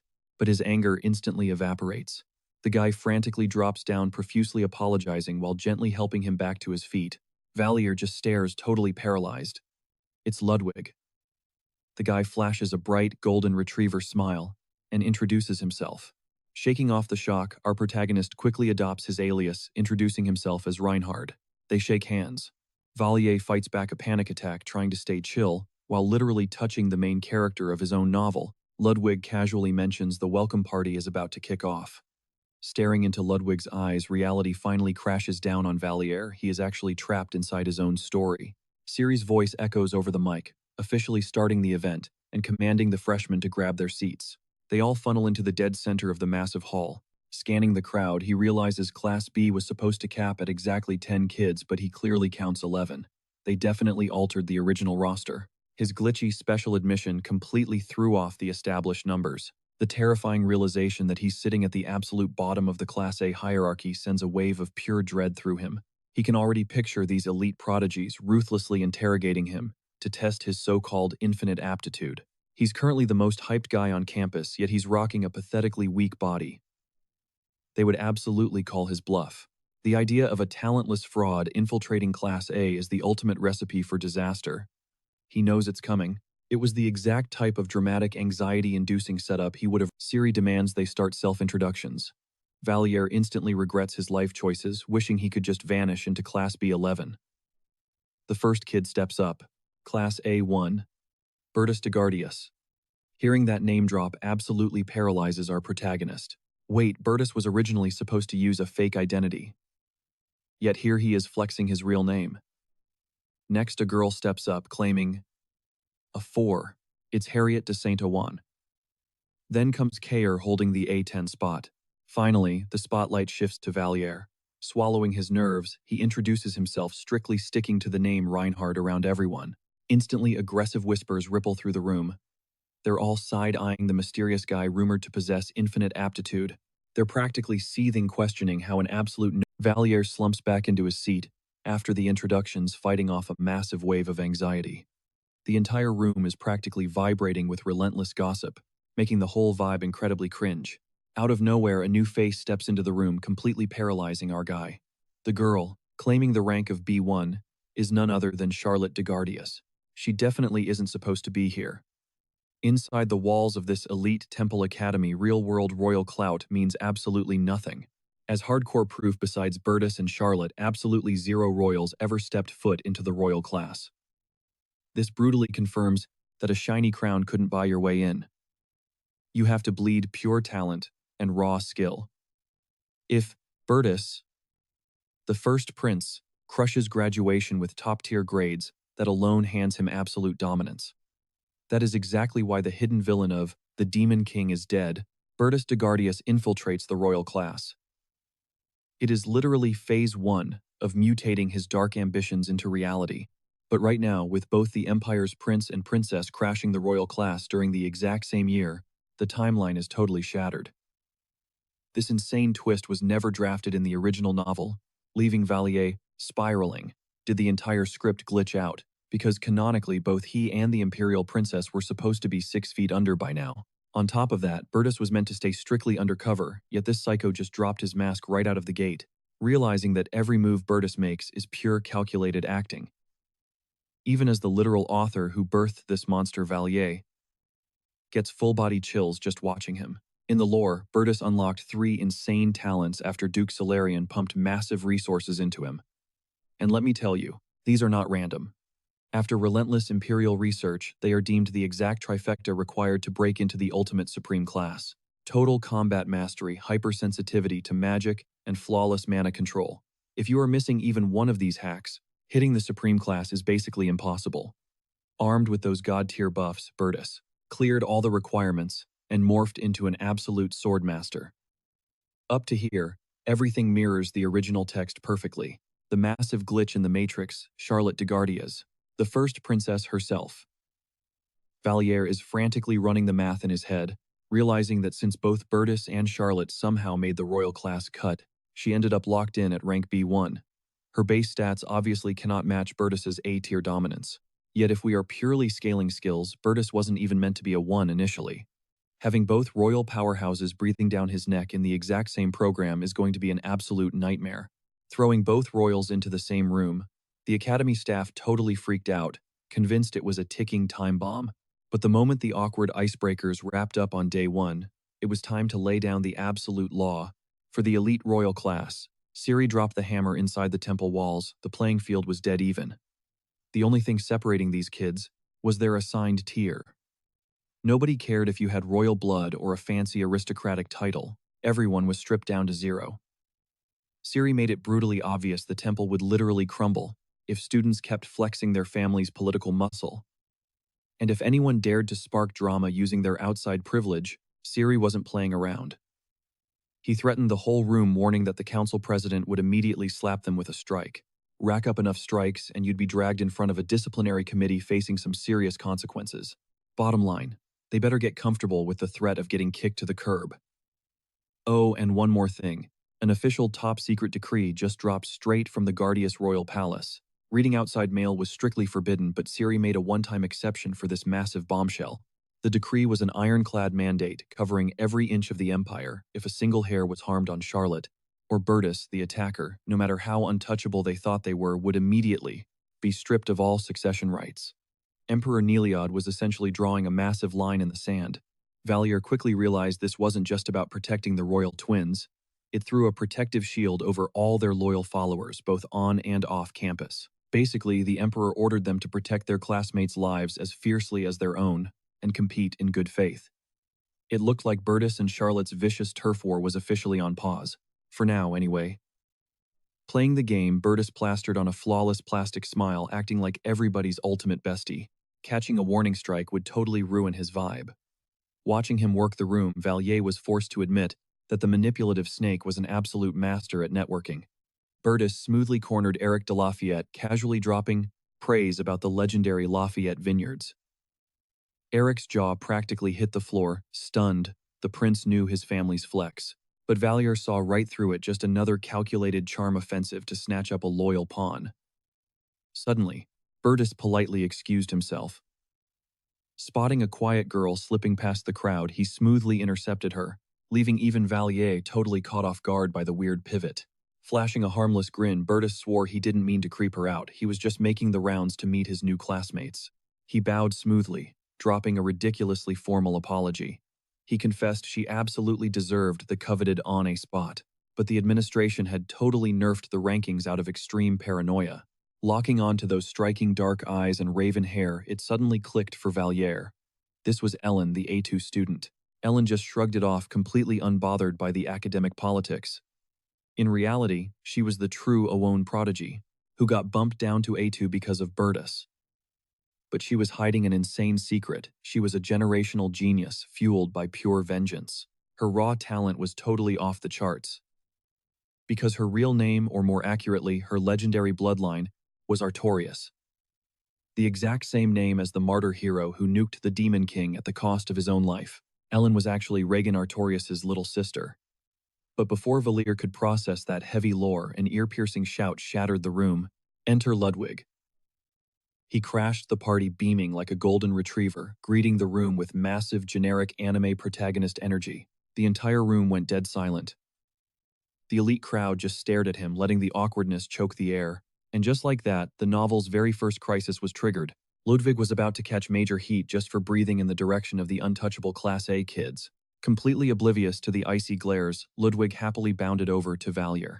Thrilled to spot his old buddy, he threw out a warm handshake. But watching from the sidelines, Harriet was absolutely disgusted. She muttered about how gross the whole display was. Missing the hint entirely, Ludwig flashed a grin and stepped up to her. Smack! Harriet violently swatted his hand away, spitting venom, as she ordered the peasant to back off from the Class A dorms.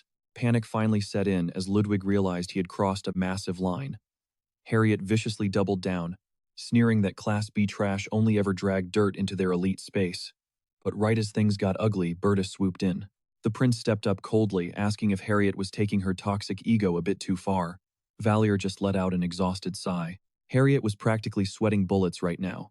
Her entire skill set revolved around pure magic, putting her in a seriously tight. Plus, carrying the heavy title of Duke St. Owen's daughter meant the spotlight was all she desperately needed to score major brownie points with the royal prince. Catching an attitude with royalty was basically a death wish. Swallowing her pride, she totally folded and stepped back from the drama. Stepping up, Burtis smoothly introduced himself to Ludwig. He brushed off the awkwardness, making a quick apology about the wildly oversensitive egos filling the room.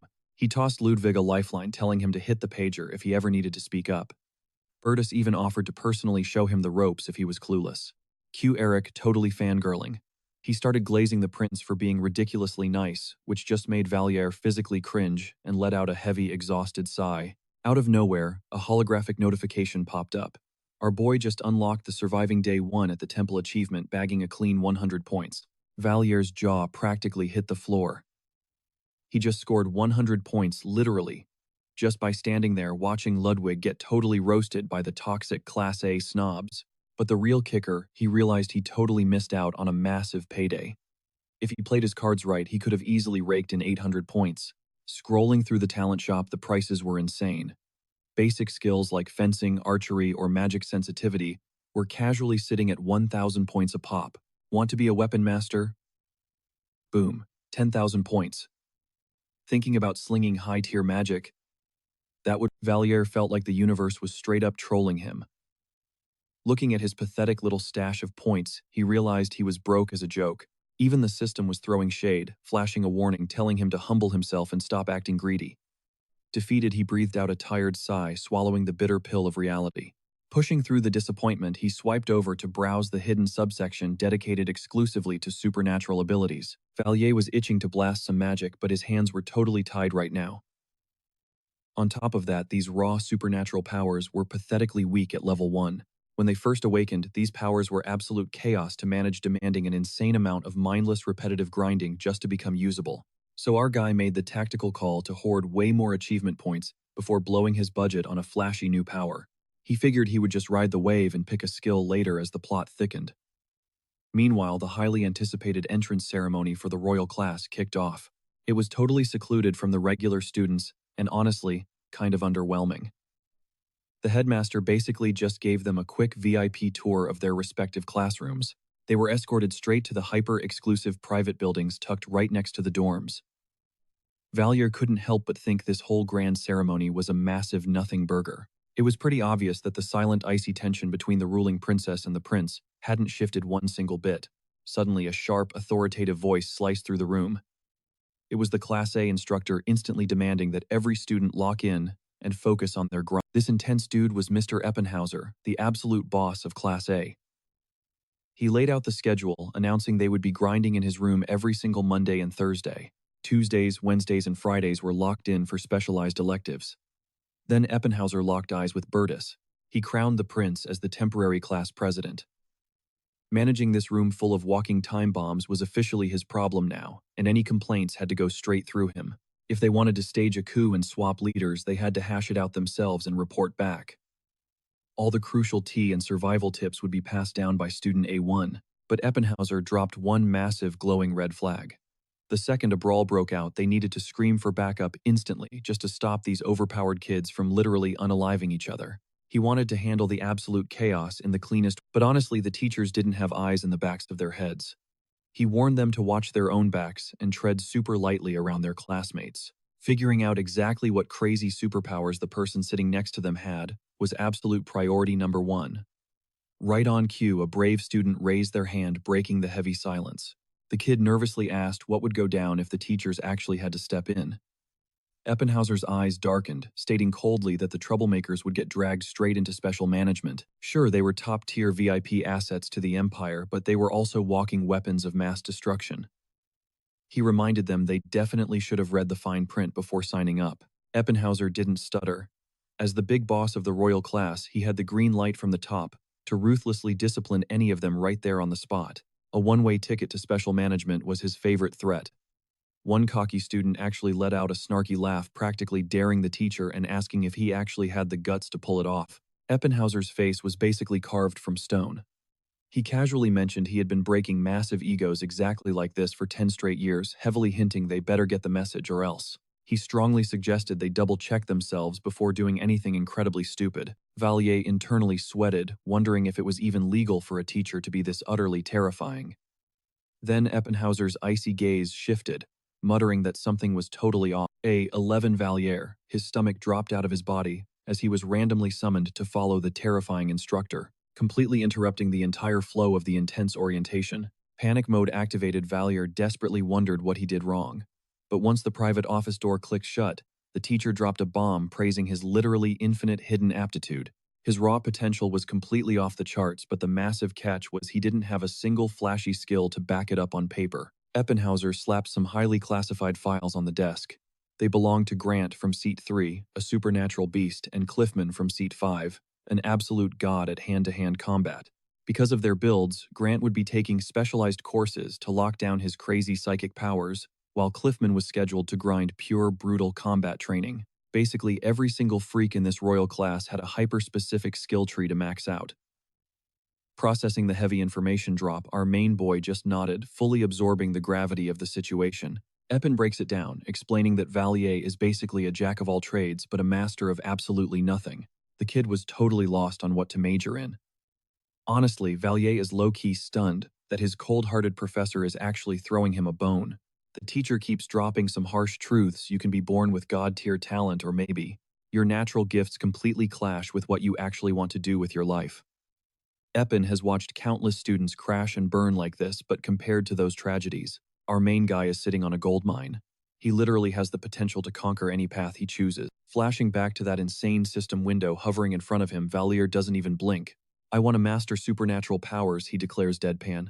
Eppen freezes, completely caught off guard. He reminds the kid that they literally just went over his massive but vague skill set. Sure, his stats are practically a blank check, but the professor seriously doubts superpowers are on that menu. Valier just chuckles to himself. With his infinite aptitude cheat code, it has to work right. He only brought up the psychic stuff, because unlocking them costs practically 0 points. But Epin is absolutely not vibing with this. The teacher sternly lays down the law: no psychic talent, no entry to the superpower courses. But since Valier is flexing that elite royal class status, the rules bend just a fraction. However, if he fails to spark even a sliver of that power, he is getting kicked to the curb. Expulsion. Valier gives a silent, heavy nod. Conceding the point, Epin slaps down a massive stack of papers. It is his brutal new semester schedule, and the professor isn't taking no for an answer. Valier's jaw practically hits the floor. The workload is absolutely unhinged. But Epin shuts down his complaints instantly. Awakening hidden powers through sheer grit is pure agony. He advises the kid to explore other less suicidal electives as backups. Surprisingly touched, Valier genuinely thanks him. It hits him this strict instructor is actually a major W. He actually cares. But the moment he steps back into his homeroom, the vibe is entirely off. Every single pair of eyes locks onto him. Do I have something on my face? He wonders, shifting awkwardly. The silence shatters when some random extra starts running his mouth, blatantly roasting Valier for being a zero-talent fraud. Instead of getting defensive, Valier casually shrugs and agrees. This only fires the bully up more, and he turns to the crowd, stirring the pot. Bro, this is the royal class, the punk yells. How does a guy with literally 0 magical specs end up breathing the same air as us? We are supposed to be the absolute top tier, the apex predators of this academy. He steps right into Valier's personal space, sneering. How much did you bribe them to sneak into Class A? You belong in the trash tier, Class B. The disrespect is getting way out of hand. The bully even brings up Valier talking to a lower-class student, earlier using it as ammo. Valier just lets out an exhausted, soul-deep sigh. Can you just shut up, he mutters. The bully's face instantly turns beet red. His ego is bruised, but Valier immediately flips the script. Why are you barking at me, man? Valier snaps. Do I look like the admissions board to you? I didn't place myself here. He glares dead into the kid's eyes. You think I kissed up to the staff? They handed me a schedule and I walked through the door. End of story. But the kid keeps whining, pushing Valier's last nerve. Finally, Valier snaps, his voice booming across the room. Who exactly do you think runs the admissions office? The pure, unadulterated killer intent in his voice instantly paralyzes the bully. Valier steps forward, trapping him in a verbal chokehold. Unless you are on the academy board, keep my name out of your mouth. The absolute irony. This trembling, terrified punk actually boasts a massive mana pool in his stats, yet he has absolutely 0 talent for actually casting magic. Valier condescendingly pats the guy's head like a disobedient dog. All bark, no bite, he scoffs, disappointed. With the loudmouth thoroughly humbled, a tense, suffocating silence grips the classroom. The other elites are low-key terrified, realizing this talentless kid is completely unhinged. Internally, though, Valier is having a full-blown panic attack. Crap. Did I just speedrun getting an academic warning on day 1? He debates doubling down on his villain arc, but out of the corner of his eye, he catches Bertus. The fake prince is smirking at him. A cold shiver runs down Valier's spine. Why on earth is he smiling? Trying to decode whatever is cooking inside that royal psycho's head is stressing him out. Cut to the lunch break. The cafeteria is buzzing with cliques, and shockingly, Valier is sitting completely alone. Social suicide check. Meanwhile, Bertus keeps shooting him these cryptic, distracted glances. Valier furiously stabs his food, deeply regretting his alpha male stunt. He mentally facepalms. How did his academy life derail into this exact, disastrous cliché so quickly? To make matters worse, right in the middle of a dead silent lecture, Valier had burst into a violent coughing fit, totally ruining the vibe. That embarrassing disruption, combined with his earlier death threats, officially cemented his status as the class outcast. Meanwhile, Bertie checks in on Harriet's magic skills. Harriet nods immediately, flipping the script and asking if the prince possessed any mana sensitivity himself. When he confirms, he totally does. A warm smile lights up her face. Looks like these two actually share a unique connection. Suddenly, a loud voice shatters the moment, telling Charlotte to try another bite. They spin around to see Ludwig aggressively shoving snacks toward the princess. Charlotte firmly shoots him down, clearly disgusted by the greasy junk food. But Ludwig doesn't take no for an answer. He keeps hounding her, insisting she desperately needs the calories to heal, completely ignoring her annoyed groans. Watching this unfold, Valier realizes he's been stressing over absolutely nothing. Seriously, introverts like him have zero business worrying about how wild extroverts operate. Those two were practically destined to vibe together anyway, leaving an outsider like Valier completely out of the equation. Cut to their first practical combat class. The students are already dying on the track while their unhinged instructor barks at them to keep moving. Pick up the pace, maggots. The drill sergeant violently reminds them that their cozy elementary school days are dead and buried. Anyone ready to cry about the grind can pack their little bags and drop out right now. Valier is literally fighting for his life, choking back nausea after sprinting 20 agonizing laps on a full stomach. But their teacher, Zero Chill, he screams that pure physical conditioning is mandatory, completely ignoring whether their talents lie in combat magic or supernatural psychic powers. If they can't match the Empire's brutal physical standards, they fail. Period. It's time to shut up and grind. Harriet looks absolutely wrecked, gasping for air, since she's literally just a sorceress. Out of nowhere, the psychotic teacher blasts past her, mocking her and asking how it feels to be at death's door. He utterly jump-scares her, roaring that in a real war she'd already be a corpse. Harriet lets out a terrified shriek. She begs him to just let her jog in peace, but amidst this absolute circus, a familiar voice calls out to our main guy. Enter Ludwig, flashing a massive, obnoxious grin. He teases Valier for burning out after a mere 20 laps, then practically teleports ahead. Try to keep up, man. Valier just lets out a soul-crushing sigh. Dealing with these hyperactive freaks is mentally exhausting.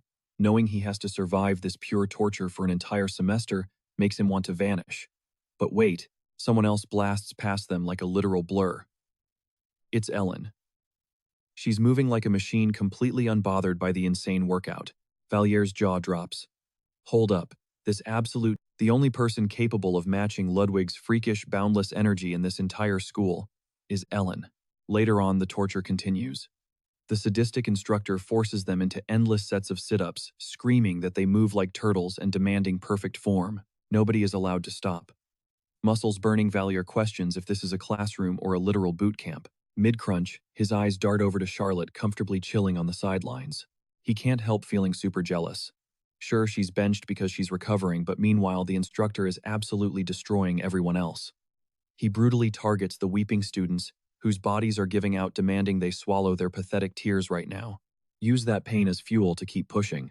Valier knows if he drops his pace for even a second, he'll be slapped with 10 extra laps. But while our boy suffers, Ludwig is absolutely crushing it.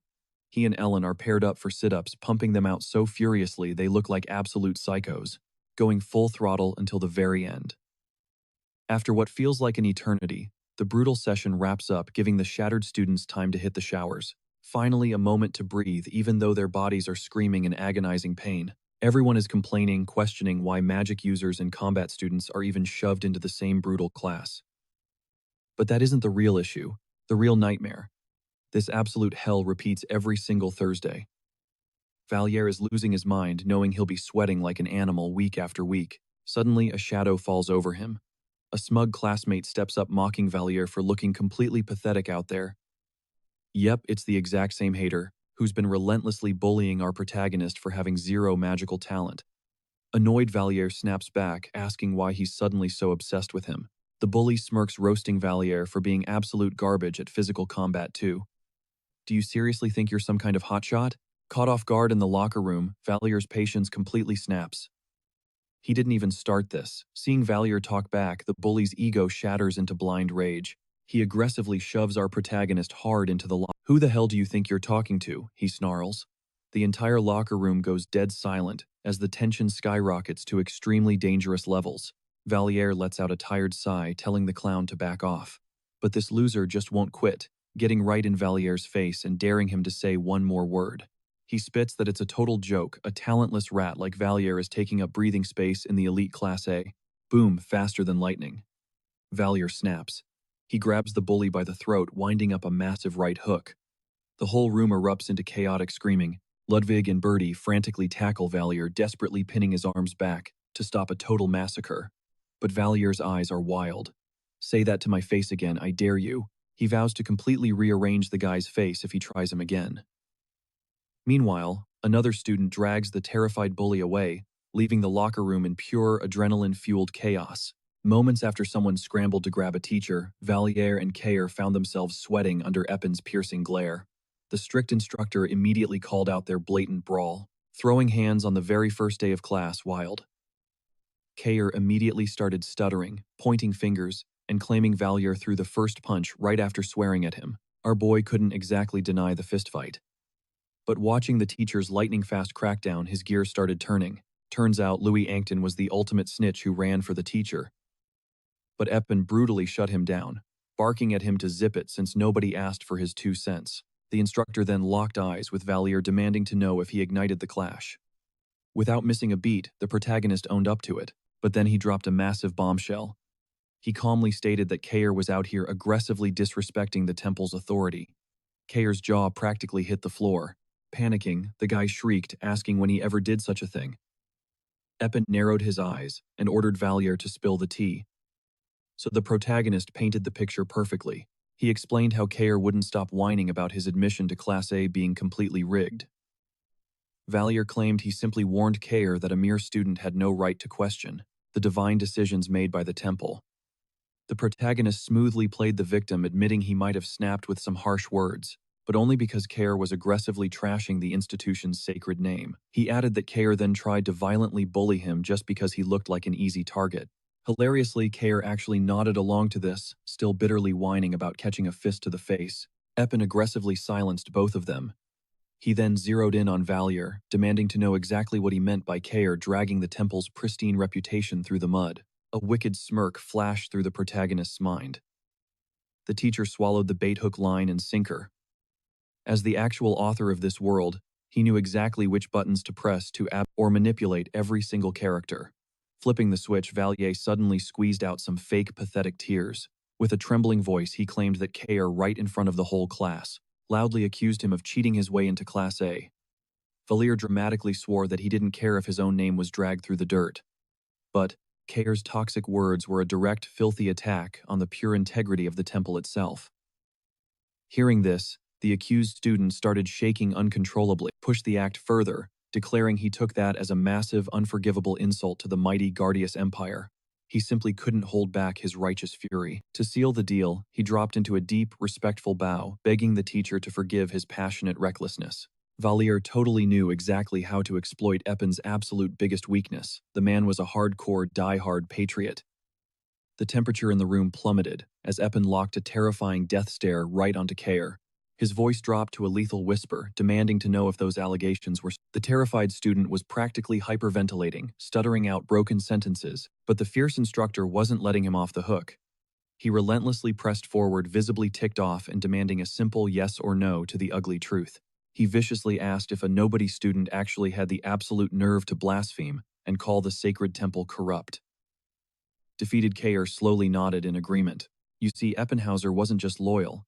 He was a radical patriot who basically worshipped the ground the Guardius Empire and the Holy Temple stood on. If anyone dared to utter a single word of slander against the Empire or the institution, he would literally go ballistic. Yet despite this massive bias, he strictly maintained his reputation as a completely unbiased and fair judge to every single. He quickly calculated the whole messy situation, realizing Kayer had indeed foolishly blurted out his toxic, unfiltered thoughts. Slamming the gavel down, the teacher ordered Kayer to stay completely frozen right there, while Valier was completely off the hook, free to casually stroll back to the classroom. Striding back into the room, all eyes immediately glued onto the protagonist. It was super obvious that the nasty rumors painting him as a totally talentless loser had already infected everyone in both Class A and Class B. But honestly, he didn't care because our guy just secretly knocked out a system challenge. The mission was literally just to pick a street fight, violently rewarding him with 200 sweet achievement points. Valier barely even understood how this crazy system worked yet. But thank goodness he didn't end up having to throw down with the literal crown prince. Scrolling through his screen, flashed with other insane quests. Like somehow snagging first place in the brutal physical integration test for a massive 4,000 points. Honestly, that was only happening if he secretly shattered Ellen and Ludwig's ankles. But wait, there was another ridiculous objective. He needed to crack the top 10 in the brutal intermediate exams to pocket 3,000 points. That was a straight-up pipe dream, basically impossible, even back in his previous life.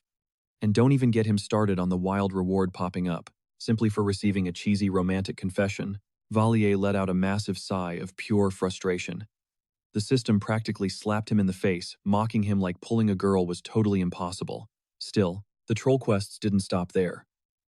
He was literally tasked with writing a cringy love letter, getting publicly rejected, and ditching every single class for 24 hours straight. Oh, and let's not forget getting totally blasted by a teacher, or sneaking out past curfew to absolutely vandalize the temple's main street. This entire system was completely toxic trash. It was blatantly trying to get his butt permanently expelled from the academy. Suddenly, the heavy door swung open, and Eppin marched back inside, barking at the room to shut their mouths. Right behind him dragged a completely shattered Kair, his face looking absolutely dead inside. Catching that crushed expression, the protagonist smirked, knowing he definitely didn't have to stress about that guy ever trying to swing on him again. Once the entire class was complete, the strict instructor commanded Bertus to sweep the room and collect every single pre-registration form. While the papers were being snatched up, Eppin announced that anyone with lingering questions needed to glue themselves to their desks. Everyone else, they were officially cleared to bounce back to the dormitories. After turning in their assignments, the students had to explicitly beg their instructors or house heads for a hall pass. The second those doors swung open, a massive wave of groans echoed through the halls. Everyone was completely dead on their feet from that brutal training session. Most of the class instantly bolted, but Valier hung back in the empty room until a sudden string of aggressive curses shattered the silence. Bleeding through the walls right outside the door, our boy instantly recognized that arrogant tone. It was Eric, and there was absolutely only one reason that prep would be snapping like that. Sure enough, Eric was ruthlessly screaming at a girl who had just face-planted right at his feet. Sporting vivid crimson hair and piercing red eyes that screamed for attention, it was Scarlet. The literal walking definition of a freak show in this world. Eric viciously barked at her to get out of his sight, triggering a massive wave of nostalgia for Valier. He specifically wrote this exact scene. He had literally doomed her to endless torment, simply for rocking red hair. Right on cue, Ludwig crouched down to make sure she wasn't hurt. In his original draft, Alara stated that red was the ultimate symbol of fierce bravery, but the lore had been completely twisted. Now it was a cursed omen, heavily stigmatized, because terrifying archdemons rocked those exact same crimson traits. Thanks to that brutal lore tweak, her parents tossed her out like trash, forcing her to survive on the ruthless streets, a totally different vibe from Valier. She swallowed her pride and tanked the daily abuse, because the temple was her absolute last resort. But getting dumped by her family and targeted by bullies, simply over her genetics, it was absolute torture. Luckily, she was heavily scripted to vibe with Ludwig real soon. Once they clicked, her victim era would officially end.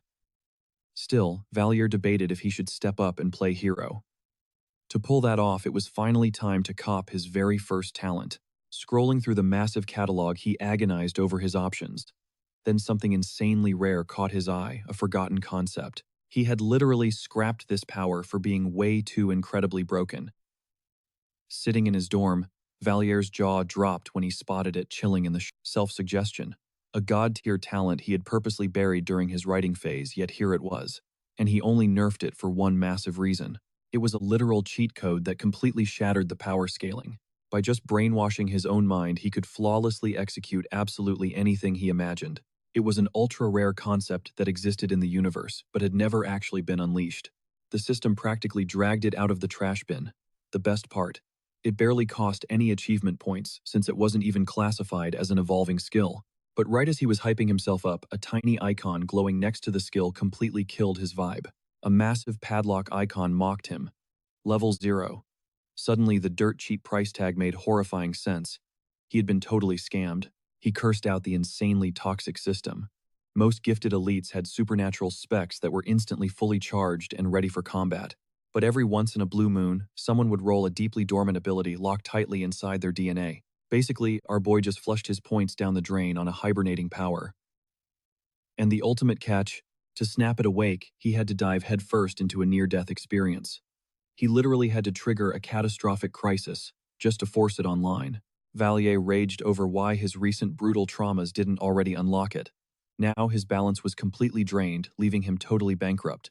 Sitting at absolute zero, he was backed into a corner. It was time for Plan B.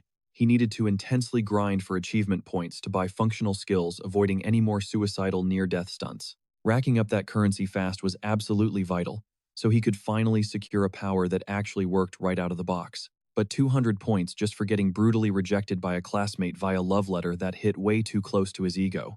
It felt like this sadistic system literally wanted him to confess to a grade schooler just to inflict maximum cringe and emotional damage. But holding up a second, Valier totally flipped the script. What if he forced someone to confess to him instead? That could be an absolute game changer. Meanwhile, cutting to the temple's massive central boulevard. This colossal educational complex was way more than just a boring academy. With thousands of students and locals packed together, it birthed a heavily bustling commercial district. It organically exploded into an endless strip of killer restaurants, aesthetic cafes, drip stores, and loud arcades. A sprawling paradise packed with absolutely everything a teenager could ever hype up. Naturally, it was the ultimate hangout spot for the academy elites. And right now, Kyler and his crew were heavily chilling there. The boys kept shoving snacks at Kyler, desperately trying to get his mind off things. Even though Kono and Kyler were totally street-level commoners, and Eric was a high-class noble, Eric completely backed Kono up. They told Kyler he needed to seriously stop obsessing over Valier 24/7. Kono actively roasted his buddy, practically forcing a skewer into his face to snap him out of his incredibly toxic mood. Defeated, Kyler let out a heavy sigh and aggressively bit into his food. According to the lore, this trio was always destined to link up, but their brotherhood leveled up insanely faster than the original draft ever plotted, and the ultimate catalyst for their fast-tracked bromance. Valier's talentless, aggressively unhinged alter ego Reinhardt, who kicked off the semester acting like an absolute menace. Kair's buddies immediately press him about the brutal punishment he just took and the absolute chaos that went down in the faculty room, but Kair just shakes his head completely clueless. He remembers Valier screaming off at the mouth, spitting crazy words he barely caught, but the bottom line was crystal clear. That absolute madman somehow managed to disrespect the entire temple school.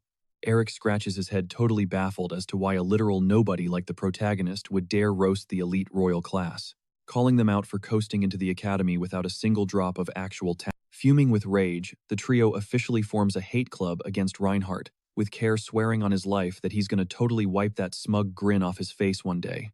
Cut to the cafeteria, where the rest of the student body is grabbing grub. A group of girls huddles up gossiping over fresh fits and shopping sprees. Kono instantly starts openly admiring how cute the girls look, making Eric legit choke on his drink and panic, hissing that bro needs to keep his voice down. Back in the real world, lower-class peasants wouldn't even be allowed to breathe the same air or glance in their direction without catching a beatdown. But Kono just throws a cheeky wink, bragging that they're all official classmates now. Kair quickly hits him with a reality check, warning that not every noble is going to be a total saint like Prince Bertus. Unfazed, Kono pivots and demands to know who the guys think is the absolute baddest girl in school. One of them immediately claims Princess Charlotte takes the crown, but trying to actually pull her, that would be a massive death wish because she's way out of their league. Another chimes in, casting his vote for Ellen. The squad shudders, admitting her cold vibe is honestly terrifying, prompting the Ellen simp to defend himself, shouting that they were strictly grading on visuals. Finally, Kair flexes that Grant is completely his type. But mid-sentence, a random voice shatters their bro talk. Eric instantly sweats. Bullets, terrified that someone caught them lacking, assuming they were about to get absolutely cancelled for raiding the royal elite girls, but instead a stunning silver-haired girl steps up shyly, asking for a quick chat. Kono's jaw hits the floor. Bro is instantly down bad. She softly asks if they can take things out to the hallway, and he aggressively nods without missing a single beat, leaving his two besties completely stunned, just watching the impossible happen right in front of their eyes. Out in the hall, the mystery girl slides Kono a sweet love letter, confessing that she didn't even catch his name, but caught mad feelings the second they locked eyes. Blushing, she begs to know everything about him, nervously, asking if he's already taken. Kono practically breaks his neck, shaking his head no. She bites her lip, asking what he thinks of her. Kono, fully simping now, blurts out that it was love at first sight for him too. The silver-haired beauty flashes a massive heart-melting smile, promising she'll definitely catch him around. Then she instantly sprints down the corridor, leaving him stranded in a romantic day. Kono frantically waves like a maniac, screaming that he'll wait for her forever and loves her, while Eric and Kair watch from the shadows, completely flabbergasted.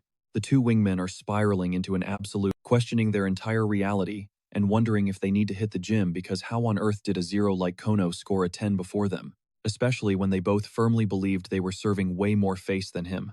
Cut to a hidden alleyway. The cute girl completely drops the act, revealing it was literally our boy Valier, catfishing them. He clutches his face. Bro literally traded his entire soul and fragile masculinity just to farm some system points, successfully beating the insane mission to receive a romantic confession, securing a massive bag of 1,000 points right out of a clueless classmate. Hey, at least he speedran the quest. The system text never explicitly stated he had to get confessed to in his actual male body, so he totally gamed the loophole. But out of nowhere, a glowing UI pops up aggressively, rewriting the rules right in front of his eyes. Valier instantly snaps, cursing out the system for being petty and acting like a total buzzkill. The patched system notes blatantly declare that every single future quest must be completed strictly while being Reinhardt. Sealing off his shape-shifting hacks to make matters worse, a new glowing notification drops. Go on a romantic date with Kono Lint. While staying in the beautiful girl form, the toxic system literally tags a mocking, laughing emoji at the end of the text. Absolutely Valier groans, realizing this AI is literally trying to murder him with cringe and completely destroy his ego. But a twinge of guilt hits him. Is it really chill to shatter a clueless teenager's heart? Kono was a massive idiot in love, but deep down he wasn't a toxic guy. Valier shakes his head. Empathy is for the weak. If he can hustle just 1,000 more points, he can finally unlock a game-changing talent. Ignoring these crazy quests could trigger a devastating system penalty. Something awful like a brutal suspension from classes for a whole day. So picking a mission that only hurts his pride, instead of his physical safety, that was totally the most logical play. He already dumped his dignity in the trash once, so catching a second L wouldn't even sting. Plus, writing a fake love letter to a bro just to get publicly rejected sounded survivable. Valier sighs, feeling like an absolute clown. He stares at his hands, heavily debating if he should just deliver the letter or fully drop the hustle right now, earning currency by completely sacrificing his remaining shred of self-respect. But the grind never stops. He desperately needs to hoard those 1,000 points quickly for his next power upgrade, so he strategically picks his target, bracing himself to endure maximum humiliation. He banked on zero rumors following his rejection, fully aware his target literally wouldn't give it a second thought. His chosen victim, Ellen Artorias. Valier found her relentlessly swinging a wooden practice blade. Edging closer, he low-key sweated, praying she wouldn't just snap and deck him the second he dropped his confession. But hey, the grind for achievement points respects no pride. Treating this as a strict future investment, Valier shoved the love letter toward her, muttering some basic lines about pouring his feelings onto the page. The absolute unit of a girl snatched the paper, skimmed it, and instantly shot him down. Valier just shrugged it off, unfazed. Boom. Challenge cleared, bagging him a sweet 200 points. He saw this brutal shutdown coming from a mile away, leaving him questioning if he should just tap out and ghost this whole academy lifestyle. Cut to 24 hours later. Fencing class was pure chaos, with an instructor screaming her lungs out, demanding rock-solid stances. Crossing blades meant death was breathing right down your neck. She ordered them to lock their wrists and put some real muscle into their grips. Meanwhile, Valier was practically hacking up a lung, absolutely dying under the brutal pacing. Ellen, she was chilling in her usual Ice Queen era, visibly unbothered by yesterday's fake romance. Throughout the earlier theory lectures, he kept coping hard, repeating his mantra, "I only did it for the sweet system points." Yet his brain was completely frying itself, spiraling out of control post-confession. Because Ellen was living totally rent-free in his head, he didn't even have actual feelings for her. But destiny played a sick joke, tossing them together in this grueling joint combat session. His spacing out didn't go unnoticed. The instructor zeroed in on him like a hawk. She ripped into our boy, barking at him to extend his arms further and lock his shaky form into place. Man was literally trembling, barely keeping his feet planted on the dirt. In stark contrast, Ellen looked like a walking masterpiece. True to her royal class status, even after ripping through dozens of heavy swings, her terrifying precision never dropped a single percentage. While one instructor practically showered the girl with golden praise, Valier was out here getting absolutely roasted, told to fix his miserable posture. Suddenly, a light bulb went off for the teacher. Wait a second, there was another royal class elite mixed into this period, and his name was Reinhardt. The realization hit the instructor like a truck. Valier's jaw dropped. This lady had literally called roll earlier, and somehow completely missed that he belonged to Class A. Chuckling like a maniac, the teacher pitched a brilliantly toxic idea. How about a live exhibition match between the two royal class prodigies? Ellen instantly nodded, absolutely fearless. Valier internally panicked while the rest of the mob eagerly crashed on the grass to spectate. Whispers exploded through the crowd. This was a clash of titans, a legendary showdown they would be bragging about forever. Little did they know, Valier was predicting his own funeral within exactly 1 second, despite the insane hype building around them. The instructor smirked, promising to intervene if things got deadly, greenlighting them to go completely all out. The duel kicked off. Our guy was sweating bullets under the suffocating pressure, totally overwhelmed. But Ellen, she threw away the brakes entirely. She exploded forward like a missile, landing a massive bone-rattling strike. Valier's flashing thought, "Holy crap, is she actually out for my blood?" Was this brutal revenge for the cringe letter? Because if so, a simple chat would have totally sufficed. But that single savage impact deleted his operating system. He snapped awake much later, violently flinching, as he realized he had been flat out knocked out. Jolting upright, Valier nearly jumped out of his skin. Sitting right there in the stark white room was Ellen, calmly stating the facts. She bluntly informed him he was dead to the world for the rest of the period, so she had dragged his limp body straight to the clinic. The bell had rung for lunch. Valier tried to drag himself out for food, but his muscles screamed in protest, forcing Ellen to physically haul him onto his feet. He instantly brushed her off, playing tough. Unfazed, Ellen casually noted that if he had actually parried her initial swing, she was primed to pivot and chop straight into his throat. She legitimately had zero clue he was absolutely trash at combat. Hearing this, Valier squinted, wondering if this was her weird robotic way of apologizing. Shaking off her grip to prove he wasn't completely broken, he took a breath. Since they were starving anyway, he threw out a casual invite to grab lunch together. Shockingly, she accepted. Valier's mind raced, justifying everything. Hey, whatever chaos unfolded next totally wasn't on him. He held zero blame here. His master plan, a petty, brilliant revenge for that brutal concussion, specifically now that he had successfully roped the Ice Queen into hanging out. Meanwhile, a massive wave of fresh blood from across the entire continent was pouring into the temple, sparking the dawn of epic new traditions. Finding normal restaurants was to be expected, but stumbling upon a zone called the East, basically a dead ringer for Earth's East Asia, that was a massive win. And their menu featured the legendary pungent stew chunggukjang. Valier's mouth watered instantly. He mentally pinned this spot, promising himself he'd hit it up again after surviving his ridiculous mission. You know, the one where he literally cross-dressed just to farm some easy achievement points. He shoved a steaming bowl toward Ellen, but she instantly recoiled, her face twisting in pure disgust. Her survival instincts screamed that this funky-smelling sludge was basically poison. Flashing a wicked grin, our guy played the innocent card, asking if she seriously thought he'd feed her trash. Deep down, he was totally orchestrating a petty revenge plot for that time she whacked him with her sword. He scooped up a massive spoonful and held it out. She gagged so hard she actually slammed her forehead into the table. Valier lost his mind, laughing, teasingly asking if it hit the spot. A 17-year-old ice queen from the academy, stunning but totally apathetic, she was a walking cliché. Yet even after she nearly splintered the solid oak table with her bare hands, Ellen aggressively chugged her drink to wash down the funky stew, demanding to know why it smelled like actual garbage. Valier snarked back, telling her to chill out and control her superhuman strength for 5 seconds. He figured he should dig in too. Man, this nostalgia trip in a bowl desperately needed a shot of soju to unlock its true potential. Hilariously, Ellen kept aggressively shoveling the stinky food into her mouth, scowling the entire time, just because she was starving. Valier practically choked on his own breath, wheezing at the sheer absurdity. He mockingly offered to order a second round, but she instantly shot that idea down. The wildest part, though, she actually licked the bowl clean. Cut to the next morning, absolute torture. It was magic theory, and the professor was just droning on scribbling complex formulas and expecting the kids to copy them perfectly. He smugly warned them not to complain about the basics, promising that the next semester would be a total nightmare in comparison. Valier, completely lost in the sauce, and understanding exactly 0% of the lecture, just stood up and bailed. The professor's jaw practically hit the floor at the sheer disrespect. Next up was magic sensitivity training. The instructor kept whispering at them to loosen up their muscles, preaching some crunchy nonsense about their souls merging with the cosmic universe. But Valier, he was already knocked out cold, totally catching Z's. Finally, the grueling schedule wrapped up, and the instructor cheerily wished them a magical afternoon.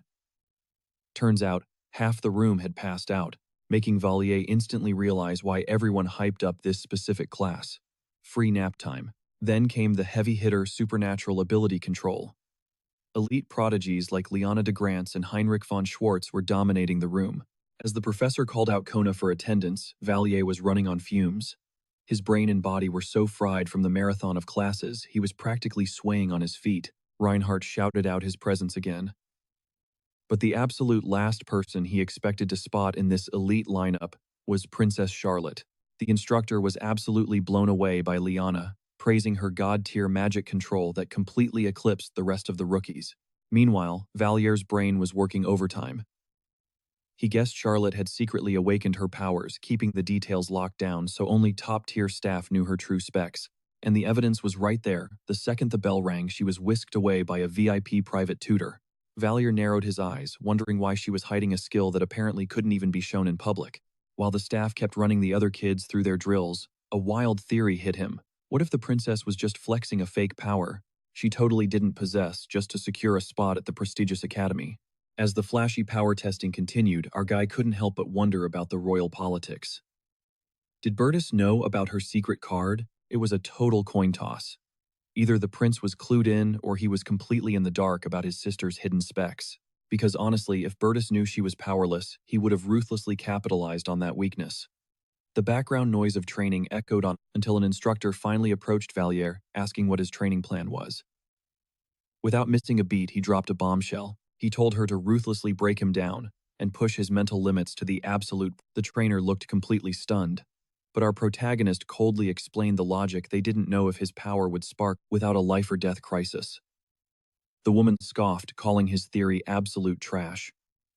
If near-death experiences were all it took, the streets would be swarming with overpowered gods. Pinching the bridge of her nose, she let out a heavy sigh. But shockingly, she greenlit his insane request for that session. She didn't sugarcoat it, though, warning him straight up that he was going to fail miserably. Valier just shrugged. It wasn't like he had a backup plan. The grueling session dragged on until the final bell, when Heinrich stormed over looking ready for a fight. He aggressively demanded to know if Valier treated this sacred academy like a joke, pulling stupid stunts instead of actually training. It was already a massive insult to everyone else that a literal nobody like him was even allowed. The guy was completely powerless, a total zero, and yet he had the sheer audacity to show up anyway. Valier clapped back, pointing out the absolute obvious. If the guy actually wanted to awaken his powers, he'd have to put in some serious grind. Heinrich scoffed, demanding to know if Valier felt invincible just because of his so-called infinite potential. The protagonist simply shrugged, declaring he was just trying to figure out his next move. But Heinrich aggressively warned him to stay the hell out of the supernatural abilities class. From now on, otherwise, he'd literally roast him alive. Valier just burst out laughing at the pathetic attempt at intimidation. The dude looked like he couldn't even boil a simple potato, yet here he was throwing around hardcore death threats. Valier smirked, asking what exactly gave him the right to act so high and mighty. Heinrich spat back that literally anyone was leagues above a talentless nobody like him. Furious, Heinrich lunged at the protagonist, absolutely livid that a worthless commoner would dare insult a member of the royal bloodline. But Valier just chuckled. Inside the temple walls, that shiny royal title meant absolutely nothing. Had the spoiled brat conveniently forgotten the academy's rules, Valier casually threatened to drag him straight to the student council if he didn't drop the toxic attitude and apologized on the spot. The surrounding classmates gasped at Valier's sheer audacity. He started counting down from 3, demanding a quick apology, but Heinrich's blood was boiling. Blinded by rage, the royal prepared a magic strike. Faster than he could blink, Valier smacked him right on the forehead. Heinrich froze, utterly stunned that this guy actually threw hands. The protagonist coldly brushed it off as basic self-defense. After all, the hothead was clearly gearing up to blast him with fire. Before Heinrich could even retaliate, Valier delivered another vicious slap, demanding to know if he genuinely believed he could just get away with that crap. Valier promised to slap the living daylights out of him for daring to flex his powers like a weapon. And no, he definitely wouldn't keep this little unprovoked magical assault a secret. Heinrich was seething, trembling with humiliation as Valier relentlessly roasted him, eventually stumbling backward and crashing hard onto the floor. Standing over his fallen bully, Valier mercilessly stomped his shoe down right onto Heinrich's head, chillingly asking, who gave him permission to dodge reality. Look, Valier just wanted to chill and survive his classes in peace, but these arrogant jerks kept poking the quiet kid. Honestly, Heinrich should be praying to the heavens that Valier didn't have magical powers to clap back with. Valier brutally exposed his stats. Currently, Heinrich's fire magic maxed out at a pathetic 5 meters and dragged on for seconds before even casting. Plus, his flame was literally weaker than a cheap campfire. Heinrich's eyes went wide with sheer panic as Valier flawlessly read his weak points, continuing to ruthlessly taunt him. Valier dared him to spark even a single ember. The second he tried, he'd catch another brutal slap across the face to teach him not to mess with the wrong guy. Raising his fingers like he was about to gouge out his eyes, Valier watched Heinrich flinch in pure terror. He whispered, asking if the spoiled brat remembered their professor's explicit warning from earlier: always watch your back around your classmates. Soon enough, the dinner bell finally rang, and surprise, surprise, Valier was chowing down in total isolation. Every single student actively dodged his gaze, terrified of accidentally ticking off the resident psychopath. The dining hall's vibe was completely dead, entirely thanks to his terrifying presence. Still, it was insanely wild how the protagonist had hijacked his very own novel, only to become the absolute villain. He couldn't help but sweat a little, wondering if Ludwig or some other hero was destined to deliver some brutal karmic justice down the line. Suddenly, a shadow loomed over his table. It was Bertus, wearing a polite smile and asking if they could chat in private. The duo relocated to a dead quiet spot, where the prince smoothly poured a cup of tea for Valier. Honestly, the protagonist didn't sense any immediate red flags. Bertus wasn't glaring at him like the rest of the school's judgmental snobs. In fact, the guy was a total wild card. Valier refused to drop his guard for a single second. Was the prince plotting to violently crush him, using his raw physical stats as a future swordmaster? But Bertus flashed that signature disarming smile that easily fooled absolutely everyone. There wasn't a trace of malice. Bertus chuckled, casually admitting he only pulled him aside because the entire class was crying for him to handle the campus menace. And playing the role of the perfect class representative, he figured he had to step up and mediate. Val von Quarter raised an eyebrow, asking what he supposedly did to trigger an intervention. The prince laughed, noting that everyone was just terrified of him, though Bertus totally saw Valier's perspective. He had zero doubts that Kyer was equally at fault for running his mouth earlier. Rumor had it the protagonist didn't throw hands over personal insults, but specifically because those punks dared to trash-talk the sacred temple itself. As a proud student of this institution, Bertus preached that every single person inside these walls was strictly equal, so honestly the prince couldn't help but fiercely support the guy who stood up for the Academy's honor, playing the ultimate patriot. Valier narrowed his eyes, wondering where the hell this twisted conversation was heading. The prince was giving off massive weirdo energy before flashing a grin and dropping a bomb. I actually really like you. That single sentence just made Valier's stomach drop. Things were escalating from weird to straight-up creepy. Getting praised by this master manipulator was infinitely more terrifying than a basic death threat. Valier broke into a cold sweat, wondering if his fake patriotic excuse really brainwashed Bertus that easily. That is, until the prince casually sipped his tea and noted that Valier's methods might have been just a tiny bit unhinged. But hey, it wasn't like he had actually crossed a major line and battered a member of the royal family, right? Because that would be absolute suicide. He actually had the guts to lay out a royal from the Schwartz bloodline without some heavy hitters backing him up. Which is exactly why the rumor mill was working overtime right then.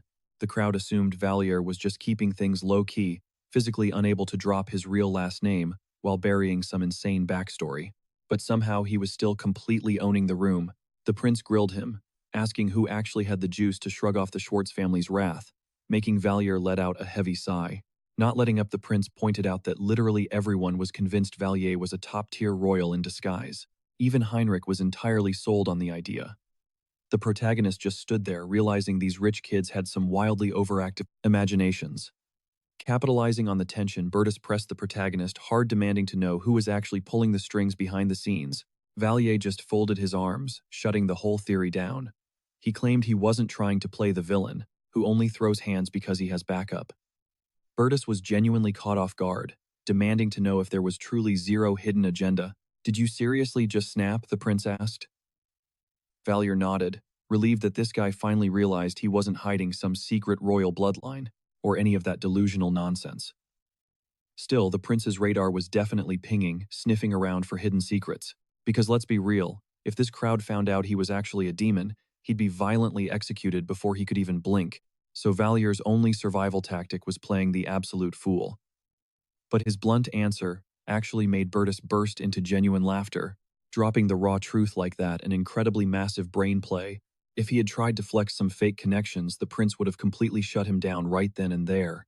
Valier casually pointed out he could still be capping. The prince smirked, agreeing that was absolutely on the table, but there was zero concrete proof. Besides, nobody with actual royal blood would ever grip their teacup with such sloppy posture. The protagonist's eyes widened.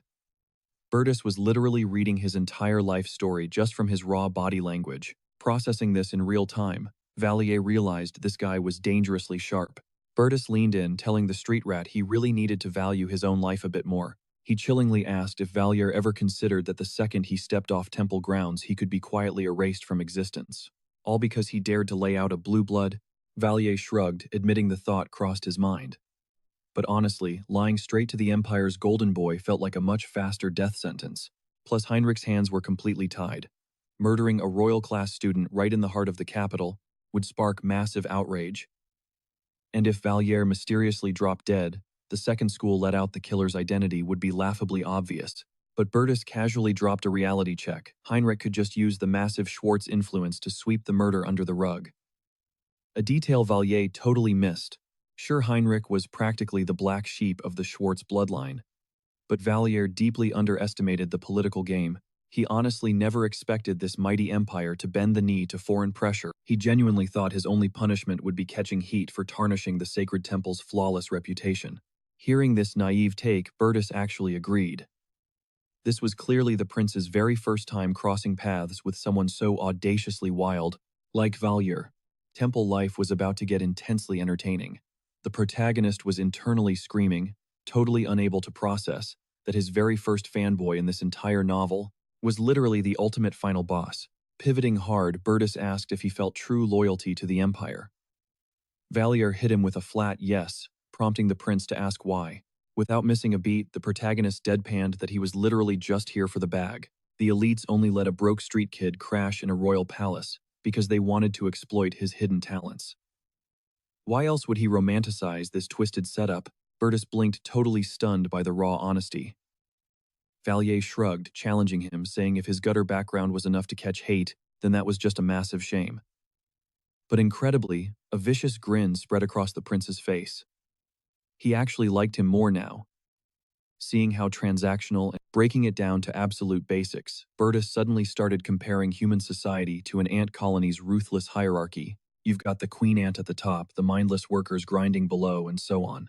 Valier nodded, slowly agreeing that life was pretty much divided between the all-powerful queen, the disposable muscle, and the heavy lifters. Sure, human politics were way more layered with a bunch of complex sub-tiers, but honestly, Burtis did not give a single damn about those minor details. This dark shift in tone left Valier completely baffled. The protagonist was struggling to see how viewing people as expendable bugs was a flex. But looking down with ice-cold arrogance, the prince made it terrifyingly clear to him, everyone else really was just an ant, waiting to be crushed. Whether you're dirt poor, a regular civilian, high society royalty, or from across the map, kings, dukes, or fancy barons, Burtis couldn't care less. He gave zero thought to whether Valier or Heinrich actually treated him like an equal. To this royal, everyone was just a pawn anyway. Valier had to admit that was an absolute flex. Dropping a line like that takes some serious guts. But deep down, our boy knew this prince was completely unhinged. Burtis just smirks, leaning in to drop a harsh truth bomb. Real power means having the absolute freedom to be total trash to anyone. But Valier, he was acting like a total menace without a shred of backup.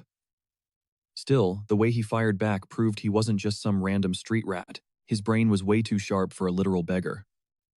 Shrugging it off, Valier claps back that the world is packed with wildcards. Even so, Burtis was dead set on digging up whatever dark secret our MC was burying. And honestly, Valier straight up confesses he has absolutely zero combat skills. Nothing. Nada. So teaming up or trying to play the bestie card wouldn't give the prince any kind of tactical advantage. Backing him seemed pointless. But to Burtis, an overpowered meathead was completely useless. Raw talent wasn't everything. He'd way rather manipulate a high IQ schemer like Valier. Eyeing him down, the prince warns that with a brain like his, acting impulsive is a massive liability. Suddenly, his messy past started making sense. And let's be real, Valier silently agreed, considering he wasn't actually broke to begin with. Still, the prince's bottom line remained exactly the same: chill out and leash your temper. Hearing this, our MC lets out a massive sigh. He admits that playing nice is literally his only survival strategy if he wants to blend in with these elites. Burtis flashes a cold smile, promising they'd talk real business once Valier actually proved his loyalty, and casually dips into the night. So yeah, the golden boy explicitly warned him to keep his rage in check. It was a solid piece of advice. But fast forward to a brutal life-or-death bloodbath in the near future, and our boy severely regrets not taking those words seriously. But that's a problem for later. For now, the clock ticks on. The weekend finally hits. It's barely been a week since he stepped foot into this insane academy. Just 48 hours have burned by since that intense late-night chat with the prince. And surprisingly, the royal mastermind hadn't bothered crushing the wild rumors flying around the campus. They definitely weren't squad goals, but they'd finally crossed the line into casual, low-key banter. Now, gossip was blowing up that the prince was an absolute saint for putting up with a toxic outcast. Honestly, Valier had to hand it to him using this situation for a massive PR boost was a 300 IQ play. Thanks to this toxic rep, literally everyone ghosted him except for Ludwig from Class B. While the rest of the school dodged him like a walking red flag, that golden retriever energy guy always made sure to say what's up. Stranded in the dorms with zero plans and his hidden powers totally locked, Valier decided to ditch the campus and track down his secret crew. Escaping into the city, he links up with Loyar. She instantly grills him on how surviving his first week of high society high school actually went. Leaning back, he smirks and says it was a breeze. But her expression hardens. She already caught wind that both royal siblings just enrolled. Valier raises an eyebrow, genuinely shocked. For an underworld boss, her intel network on palace drama was insanely cracked. Lawyer intensely asks if he's walking into a death trap. But our MC brushes it off. Nothing crazy had popped off yet, and weirdly enough, Bertus seemed to vibe with him. Lawyer wasn't buying it. She could smell the danger miles away. To calm her down, Valier flashes his magical ring, swearing he'd teleport out the second things went south. But getting down to business, he admits he needs a massive favor from her and Sarkagar. Lawyer's eyes narrow, demanding to know what kind of mission he's plotting. Dropping his voice, he spills the tea. The Imperial Princess is hiding a broken supernatural ability, and the royals are keeping it completely off the radar. Still, he waves it off, telling them not to trigger an alarm just yet. It was terrifying, honestly, realizing there were massive blind spots in a story he thought he knew. Lawyer nods, promising to loop Sarkagar in, but her tone suddenly drops into dead serious territory. She has her own explosive intel to drop. Looking around, she straight up orders Valier to permanently cut off solo visits to their hideout. The MC completely freezes, totally lost. He asks if his fake identity is catching heat, like is it weird for a total nobody to hang with street bosses? Lawyer confirms that's part of it. But the main reason, he brought a literal tail straight to their front door. Panic instantly spikes through Valier's veins. Glancing down the alley, Lawyer points out the shadows of kids sprinting away. She scoffs, betting everything that his little academy classmates were spying on him. She tells him to play it cool and not start a manhunt tonight, but warns him to check his six from now on. Valier mentally kicks himself. He had gotten way too comfortable. How could he let himself get stalked by a bunch of high schoolers? It didn't take a genius to figure out why they were desperate to unmask his true background. He immediately realizes he needs to completely ghost his underworld syndicate. Because honestly, there was a massive chance Bertus dispatched those hounds, and the moment he steps back onto the academy grounds, the tension shatters. He gets cornered instantly. Of course, it's the ultimate rich kid bully, Kier, rolling up with his squad for the 50th time. Kier flashes a toxic sneer. Getting right in Valier's face, he snarls. So you out there rolling with literal street trash. Down under the bridge, Eric started running his mouth, calling Valier straight up street trash, way worse than just some regular commoner. Valier owned it though. He straight up admitted he was from the gutters, completely unbothered by their shady little attempts to clown him. Those rich kids were totally baffled by his main character energy. Valier just smirked, honestly, kind of amazed that they kept yapping non-stop. If they had a single brain cell, they wouldn't dare poke the bear. Knowing he survived the slums, Kyler stepped up, stuttering out a demand about why Valier was suddenly flexing on them. Our boy just stepped right up to them, declaring they were staring down a guy who had tasted the absolute brutal reality of the streets. Kyler barked back that he was just a filthy beggar, warning him to back off. But Valier just kept closing the gap. He challenged Kyler, asking what would happen if he shoved him right now. Kyler was visibly shaking, stuttering for him to stay away. Valier totally cooked him, asking if he shouldn't be terrified of catching hands after disrespecting a street rat to his face. He warned them never to mess with a guy who literally had nothing to lose. Then Valier flipped his deadly gaze straight to Eric. He doubled down on the hostility, ready to show these privileged brats what actually happens when you cross him. Sweating bullets, Eric tried to call his bluff, so Valier violently snatched him right by the collar. He whispered that he could gouge out an eye in a split second. Eric scrambled backwards into the dirt, while Valier mocked their delusion. Did they seriously think their fancy bloodlines and talent would stop him from fighting back? He chuckled, daring them to stalk him again. But he promised next time they tried to pull a stunt, somebody was going to need an eye patch. Leaving the terrified duo in the dust, Valier tossed a final jab, suggesting that if they had so much weekend energy, they should go play stupid little kid games. He flashed a wicked grin, telling them to enjoy their weekend, while they still had two working eyes.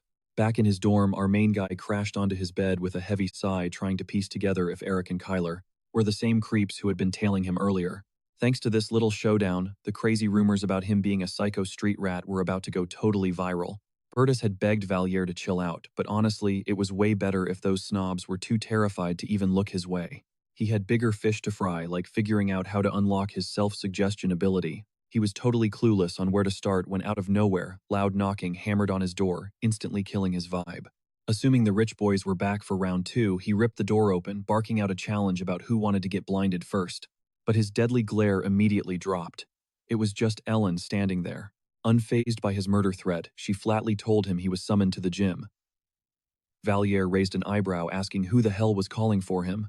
Ellen shrugged, guessing it was some bossy upperclassman. A few minutes later, they strolled into the massive training hall. The place was absolutely packed with other students.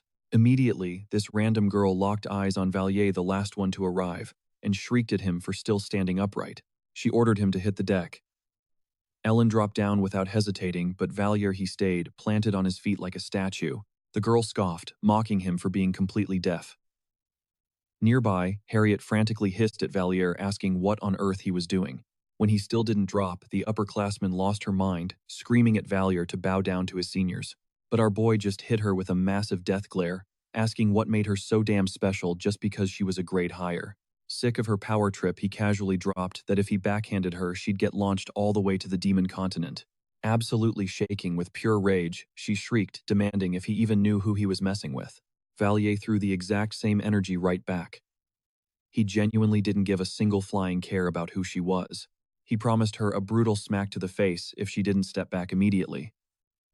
The girl instantly folded, totally terrified. Valier just savagely told her to go take a nap and stop acting like a nuisance. She sprinted away in actual tears, dramatically screaming that he better watch his back because karma was coming. Valier finally turned to the crowd of freshmen still groveling on the floor, questioning why they were acting like total doormats. He needed the tea on this sudden hazing session. Kyler quickly spilled the details, and it finally clicked for Valier. It was basically a toxic campus tradition, a fake-out prank meant to humble the new Class A kids so they wouldn't get too arrogant. Every year, an older Class A student pulled up to the temple just to put the rookies in their place. He couldn't help but wonder if this whole cringe display was just a twisted way to warn them about losing to Class B. Class A's absolute obsession with crushing Class B bred an insane amount of toxic pressure from the seniors. That explained their annual hazing ritual. Right now, it looked like the upperclassmen and the freshman squad of Class B were supposed to grab a meal together, completely ignoring the toxic rivalry brewing around them as the rest of the students cleared out. Harriet suddenly ordered Valier to freeze. She demanded to know if he was going to take the fall when his reckless stunts inevitably dragged them down. Valier just tilted his head, asking what exactly he was supposed to take the heat for when he hadn't even crossed a single line, prompting Harriet to snap back. She insisted the seniors would completely lose their minds over this whole mess, though our main guy was still drawing a blank. Why did this change the game? If anyone tried to jump them, they could literally just snitch to the staff. Yet these elite students were shaking in their designer boots, completely forgetting they were supposed to be the absolute top tier of the academy. Honestly, Valier couldn't wrap his head around how a literal street kid like him carried way more pride than these privileged snobs. Losing her cool, Harriet screamed right in the protagonist's face. She blamed him for absolutely everything. They had followed every single rule to the letter, meaning her hands were completely clean. And if his drama ruined her perfect life, she swore she would personally take him out. But Valier just locked eyes with her, flashing a totally unhinged glare. He dared her to repeat that garbage, demanding to know where she got all that audacity. Did she seriously think her fat bank account, or whatever gender she was, gave her a free pass in a temple where nothing mattered except raw talent? She was dead wrong if she thought she could just play the ultimate boss lady with him. He promised to leave a permanent reminder on her pretty face for daring to step up to him instantly, making Harriet break into a cold sweat. Valier burst out laughing. A single empty threat was all it took for this complete clown to absolutely crumble in sheer panic. The irony was wild, considering she was the one barking threats 5 seconds ago, leaving Harriet absolutely flushed with humiliation. Getting called a clown was the final straw. She started shrieking her lungs out, but the heavy doors suddenly swung wide open, revealing a whole squad blocking the entrance. It was the girl from earlier rolling deep with a crew, while a menacing upperclassman cracked his knuckles and demanded to know who messed with her. The girl pointed straight at Valier. He could only smirk, wondering if she was playing the helpless little sister trope, dragging her big bro into the mess to fight her battles. The brute demanded a name, and the protagonist coolly introduced himself as Reinhard. The guy sneered, assuming Reinhard was some clueless aristocrat who didn't respect the Academy's pecking order. But Valier quickly corrected him. He was 0% noble. He actively mocked the senior's tough guy act, making the surrounding crowd snicker, but the brute kept grilling him. He tried to figure out if this kid was secretly royalty, holding all the cards. Once again, Valier completely shot that down. He was as far from royalty as humanly possible. Flexing hard, the protagonist proudly announced he was a literal gutter rat from the streets. No blue blood, no crown, just pure hustle, and he owned it. The senior glared, asking if he seriously thought he was hot stuff for grandstanding in front of a crowd. Valier just chuckled again. He fired back, asking why status mattered so much when throwing hands. Even a beggar could carry an insane amount of pride. Triggered, the senior launched a brutal right hook. Valier managed to block the strike, but the massive impact totally rattled his bones. The protagonist gasped for air, while the brute growled that if he wanted to act tough, he'd gladly beat some respect into him. Promising a lesson he'd take to the grave, the giant unleashed a vicious flurry of punches straight at Valier. He yelled that if Valier was stepping into the big leagues, he needed to bow down to their traditional hierarchy. Back in the day, disrespect meant getting taken out completely, so this brutal beatdown was supposedly an act of absolute mercy. Spitting out red, the protagonist lunged for a counterattack, but the brute saw it coming and viciously yanked Valier by the hair. Reinhard was taking an absolute beating right in front of the massive audience, but as he hit the deck, he spotted a golden opportunity. He decided to deliver maximum agony, right where the sun doesn't shine. The bully shrieked in absolute terror, begging him to let go and claiming he was holding back earlier. Valier just grinned wickedly, telling him to keep his voice down. That is, unless he wanted to say goodbye to his manhood forever. Valier mockingly noted that for a high schooler, the guy was surprisingly packing quite a bit in the grip of his hand. The other seniors panicked and rushed in to stop the madness, but Valier roared at them to freeze right where they stood. He swore he would completely crush the family jewels if they took one more step, promising to permanently cancel the bully's future bloodline. Valier squeezed with such terrifying force that the tough guy completely broke down hysterically, screaming for his crew to back the hell up. Valier totally eats up the chaos, laughing like an absolute maniac, while Harriet finally admits what they were all thinking: this dude is a straight-up psychopath after wringing them out like that. The guy drops all his pride, literally pleading for his life, but Valier just flashes a wicked grin and refuses to back down. He is having way too much fun to let go now. Hitting the concrete with a heavy thud, the bully finally gets a break when Valier decides he has suffered enough. Stepping back, Valier smirks and tells the crowd they can take as many free shots as they want, but he drops a chilling warning: if they ever cross his path again, they can kiss their bloodlines goodbye.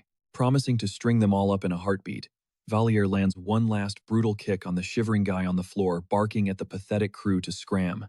He screams at the older students to drag their sorry selves out of his sight. One of the girls hauls the battered senior away, spitting venomous curses at Valier, who just basks in the glorious feeling of tormenting his bullies.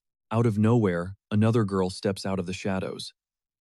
She marches right up to our unhinged protagonist, daring to ask if he ever considered acting with a shred of dignity. Valier just scoffs, firing back that he was literally getting jumped and had no choice but to drop an unforgivable curse to save his own skin. Like, seriously, did she expect him to just stand there and be their personal punching bag? No way. Standing her ground, the girl firmly states she wants a real talk now that the trash has taken itself out. She demands he drop the crazy act and show at least a tiny bit of basic respect. Valier stares at her in disbelief. How is she casually asking for a normal chat after pulling all that shady upperclassman garbage? Rolling his eyes, he lets out a heavy, dramatic sigh. Fine. He crosses his arms, leaning in to figure out exactly. The girl introduces herself as Adriana, a second-year student from Royal Class 2A, making it clear she already knows his real name, Reinhard. Adriana spills the harsh truth. They cannot just drop the hazing like Valier wants. It is impossible. This toxic tradition, the older seniors basically force them to keep the cycle going. She reveals that Radina, the girl who instigated the attack, is actually super soft-hearted. So breaking down the freshman must have absolutely crushed her soul from the inside out. Valier is not buying it. He immediately questions why they did not just grow a spine and refuse. Was someone holding a knife to their throats? Adriana darkly replies that if they do not follow the twisted script, the third years will step in to do the dirty work themselves. And trust her as time goes on. Trying to keep the overpowered freshman in check gets insanely dangerous. Then Adriana narrows her eyes and challenges him, could he pull this exact same psycho stunt in front of the third years? Because if things escalate, Valier is the one who will get completely destroyed. Pinching the bridge of his nose, our protagonist lets out another exasperated sigh and nonchalantly says, "Tell them to come find me." Adriana's jaw practically, Valier casually brushes it off, stating he fully gets that the third years are the puppet masters here, so they can come settle the beef directly with him face to face. Not today and not tomorrow. But tell those cowards to roll up on Monday. To be exact, Monday night under the cover of darkness. He desperately wants to see if those cocky third years have the guts to make Bertus DeGardius, the literal prince, drop down and do push-ups. Let us see how tough they really are. Fast forward a bit, and Bertus finds out that our wild protagonist completely used his royal name as a get-out-of-jail-free card. Deep down, the prince is absolutely baffled. How is Valier so unbelievably proud of shamelessly name-dropping him to dodge a beatdown? Bertus, of course, was already well aware of the dark, messed-up hazing traditions rotting inside the royal classes. Honestly, the prince was wondering why the bullies had not targeted him yet, realizing they were definitely treading lightly around his royal status. He looks at Valier, asking what his grand master plan is, because if those terrifying upperclassmen actually crash the party on Monday, they will not touch the prince. They will force Valier to become their victim instead. Leaning back, our main character completely agrees. It is highly likely those cowards will ghost them, but man, it would be pure comedy gold if they actually showed up. Bertus raises an eyebrow, demanding to know what is so funny about that. Valier smirks, claiming it would be wildly entertaining to watch them try to lay a finger on the literal prince of the empire. Sure, the guy who orchestrated this whole mess would probably lose his mind the most, but Bertus instantly catches on to Valier's twisted little mind game. But make no mistake, Valier is totally guilty of weaponizing the Imperial Prince's clout without permission. The sheer audacity to use him as a royal human shield, instead of treating him like a normal classmate. Suddenly sweating a little, Valier asks if that is how royal rules actually work. Panic sets in. If the prince snaps, Valier might have to activate his and bolt out of there at light speed to escape an imperial execution. With a deadly calm voice, the prince informs him that typically, the standard punishment for this level of disrespect is wiping out 3 entire generations of their family bloodline. But Bertus chuckles, deciding to let it slide. Since Valier used him, it is only fair the prince uses him right back. He knows Valier is sharing classes with his sister, Princess Charlotte. Bertus casually orders Valier to become his personal spy, demanding he keep a close eye on her and report any sketchy behavior. Gulping down his hesitation, the protagonist reluctantly agrees. He shakes his head, realizing that, despite all this absolute madness, he is somehow still managing to survive and make connections. Plus, in his own unhinged way, he totally ended up saving those poor freshmen's hides. He rescued the bullied kids from getting totally wrecked, so hey, mission accomplished. Once their tense chat wraps up, Valier takes a solo stroll down the dark, echoing hallways. He snorts to himself, doubting that calling a literal Duke's daughter a complete idiot actually counts as getting along with her. But considering how fast Bertus summoned him, it is glaringly obvious that Harriet was the snitch, who sprinted straight to the prince to spill every single detail. But barely a minute later, he crosses paths with the exact girl he was thinking about. The moment they lock eyes, she aggressively snaps her head the other way. Valier just blinks, totally thrown off by her intense dodging. He can't help but chuckle, wondering what her deal is. Honestly, seeing her act this transparent is actually kind of adorable. Wanting to poke the bear, Valier flashes a smirk and jokingly calls her a total airhead, instantly triggering a massive glaring session from Harriet. She absolutely explodes, demanding he take it back. Our boy just shrugs, claiming he was merely stating facts, but clearly that comment struck a massive nerve. He dropped the insult effortlessly, leaving her so deeply offended that she completely short-circuits, heavily stuttering over her words. Everyone hypes her up as this massive genius, but right now, she is acting like a total clown. Yeah, Valier confirms his theory, she is definitely an idiot. Snapping, Harriet aggressively slams her drink onto the table, screaming if he's actively begging to catch hands and get penalized for flexing his rank. Valier casually brushes it off, but she keeps screaming at the top of her lungs. He has zero clue why she is dragging this out as she repeatedly screeches that she is definitely not dumb. Letting out a heavy sigh at her deafening volume, Valier realizes it is honestly just way too much fun to push her buttons and get these wild reactions. He points out that just by calling her dumb once she gave him top-tier entertainment, adding that she would totally do the same if the roles were reversed. Harriet absolutely freezes at that logic. Her entire face flushes a deep tomato red when he bluntly drops that he finds her cute. Unbothered, Valier just turns his back, tossing over his shoulder. That genius or not, kids her age are supposed to act exactly like this. He admits he only vibes with her because of her bratty energy, and leaves it at that. Time to hit the bed because skipping sleep means totally stunting his physical growth. Meanwhile, Harriet is left completely paralyzed in the corridor. As his door clicks shut, her brain desperately trying to process what on earth just happened. Fast forward to Monday morning assembly. The peace doesn't last because a squad of upperclassmen aggressively tracks Valier down. Bam, a pair of dueling gloves smacks right onto his desk. The ringleader sneers, spitting that Valier completely disrespected the heavyweight name of the heir of the legendary Gardes bloodline, Art de Gardes. So this salty second year officially throws down the gauntlet. Desperate to scrub off his massive L and reclaim his pride, he lays out the terms. Giving our MC full control, he barks that Valier can pick the exact time and location for their brutal showdown. He promises a proctor will oversee the blood match. Valier just slowly nods bluntly, summarizing that this dude is just throwing a tantrum and wants to beat up a freshman, because he picked a fight earlier and got completely embarrassed. Valier roasts him, saying he is just seething with humiliation and begging for a redo. That savage call-out instantly sends ripples of laughter through the crowd, but Redina instantly jumps in, firing shots at Valier by calling him a dirty cheater. Unfazed, Valier snaps back, pointing out the absolute double standard here. He reminds them that this giant literally threw weight classes out the window earlier and tried to mash him into literal pulp. The upperclassman aggressively leans in, hissing that if Valier is too cowardly and wants to dodge the smoke, he can absolutely tap out right now. But by dodging, he would be broadcasting to the whole school that he is nothing but a fraud who relies on cheap tricks. A suffocating, dead silent stare down locks the two in place. Finally, our boy shatters the tension he accepts. Redina's jaw hits the floor. Meanwhile, a sick grin spreads across the challenger's face. He swears he will not be clapped by the same trick twice, promising zero mercy. He vows to stop holding back just because Valier is a weaker freshman. He promises to brutally carve a lesson into Valier's about exactly what happens when you step to your superiors. Cut to a bit later, Redina physically blocks Valier's path in the hallway. She desperately demands a word, even though Valier is completely over the drama and just wants to hit up his professor before the bell rings. Redina is literally sweating bullets. She snaps that this is not the time to be chilling. He must have completely lost his mind taking that bet. She reminds him that he just agreed to a death match with Art, an elite A-rank second year. But Valier's face is totally blank. It is like he actually has a death wish. Unbothered, our MC casually points out that Art isn't going to literally murder him, but Redina isn't having it, furiously reminding him that he literally admitted he has 0 combat stats.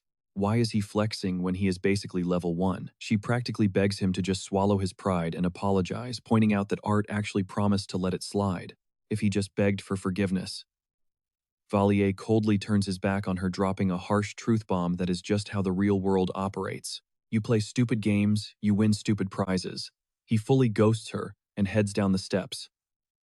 See, Valier didn't take this massively rigged fight because he was suicidal. He took the bait because he absolutely needed to force his brain into a state of sheer screaming panic. Extreme stress was the only trigger to awaken his ultra-rare hidden skill, self-suggestion. Honestly, he is currently terrified, but he refuses to let his one overpowered ability stay locked like a useless profile badge. Suddenly, a massive holographic alert flashes before his eyes. A brand new quest. Objective: survive the duel against Art de Gardes. The upperclassman was out for blood to fix his bruised ego. The win probability, almost 0. But the rewards were wild: 600 achievement points for a total victory, and at least 200 even if he got absolutely destroyed.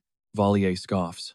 The system was basically throwing shade, fully expecting him to get clapped, but hey, getting paid to take a beating, he would take those free points any day. Dodging this showdown was straight up impossible, and his odds of actually winning were rock bottom. But hey, at least there was a massive payout waiting for him on the other side. Still, he couldn't help but question why he was even getting rewarded for this mess.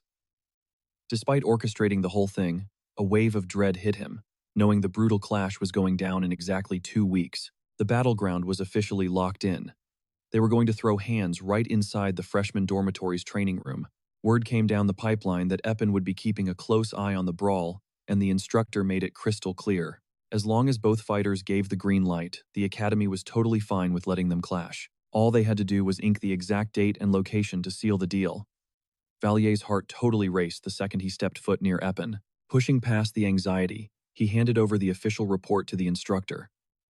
Unsurprisingly, wild rumors about the upcoming fight had already caught fire across both Class A. Ludwig instantly cornered our main guy, desperately asking how on earth he got dragged into a literal duel. He was visibly stressing out over whether Valier would even survive this. The entire Class A roster looked absolutely terrified. When it came to a high-stakes showdown like this, all they could do was sit back and helplessly watch the chaos unfold. Brushing it off, our hero just vaguely muttered that some crazy stuff went down, keeping the real details completely under wraps. He had literally just realized how fast the school gossip was spreading. Right in the middle of lectures, Ludwig couldn't stop whispering anxiously, asking if this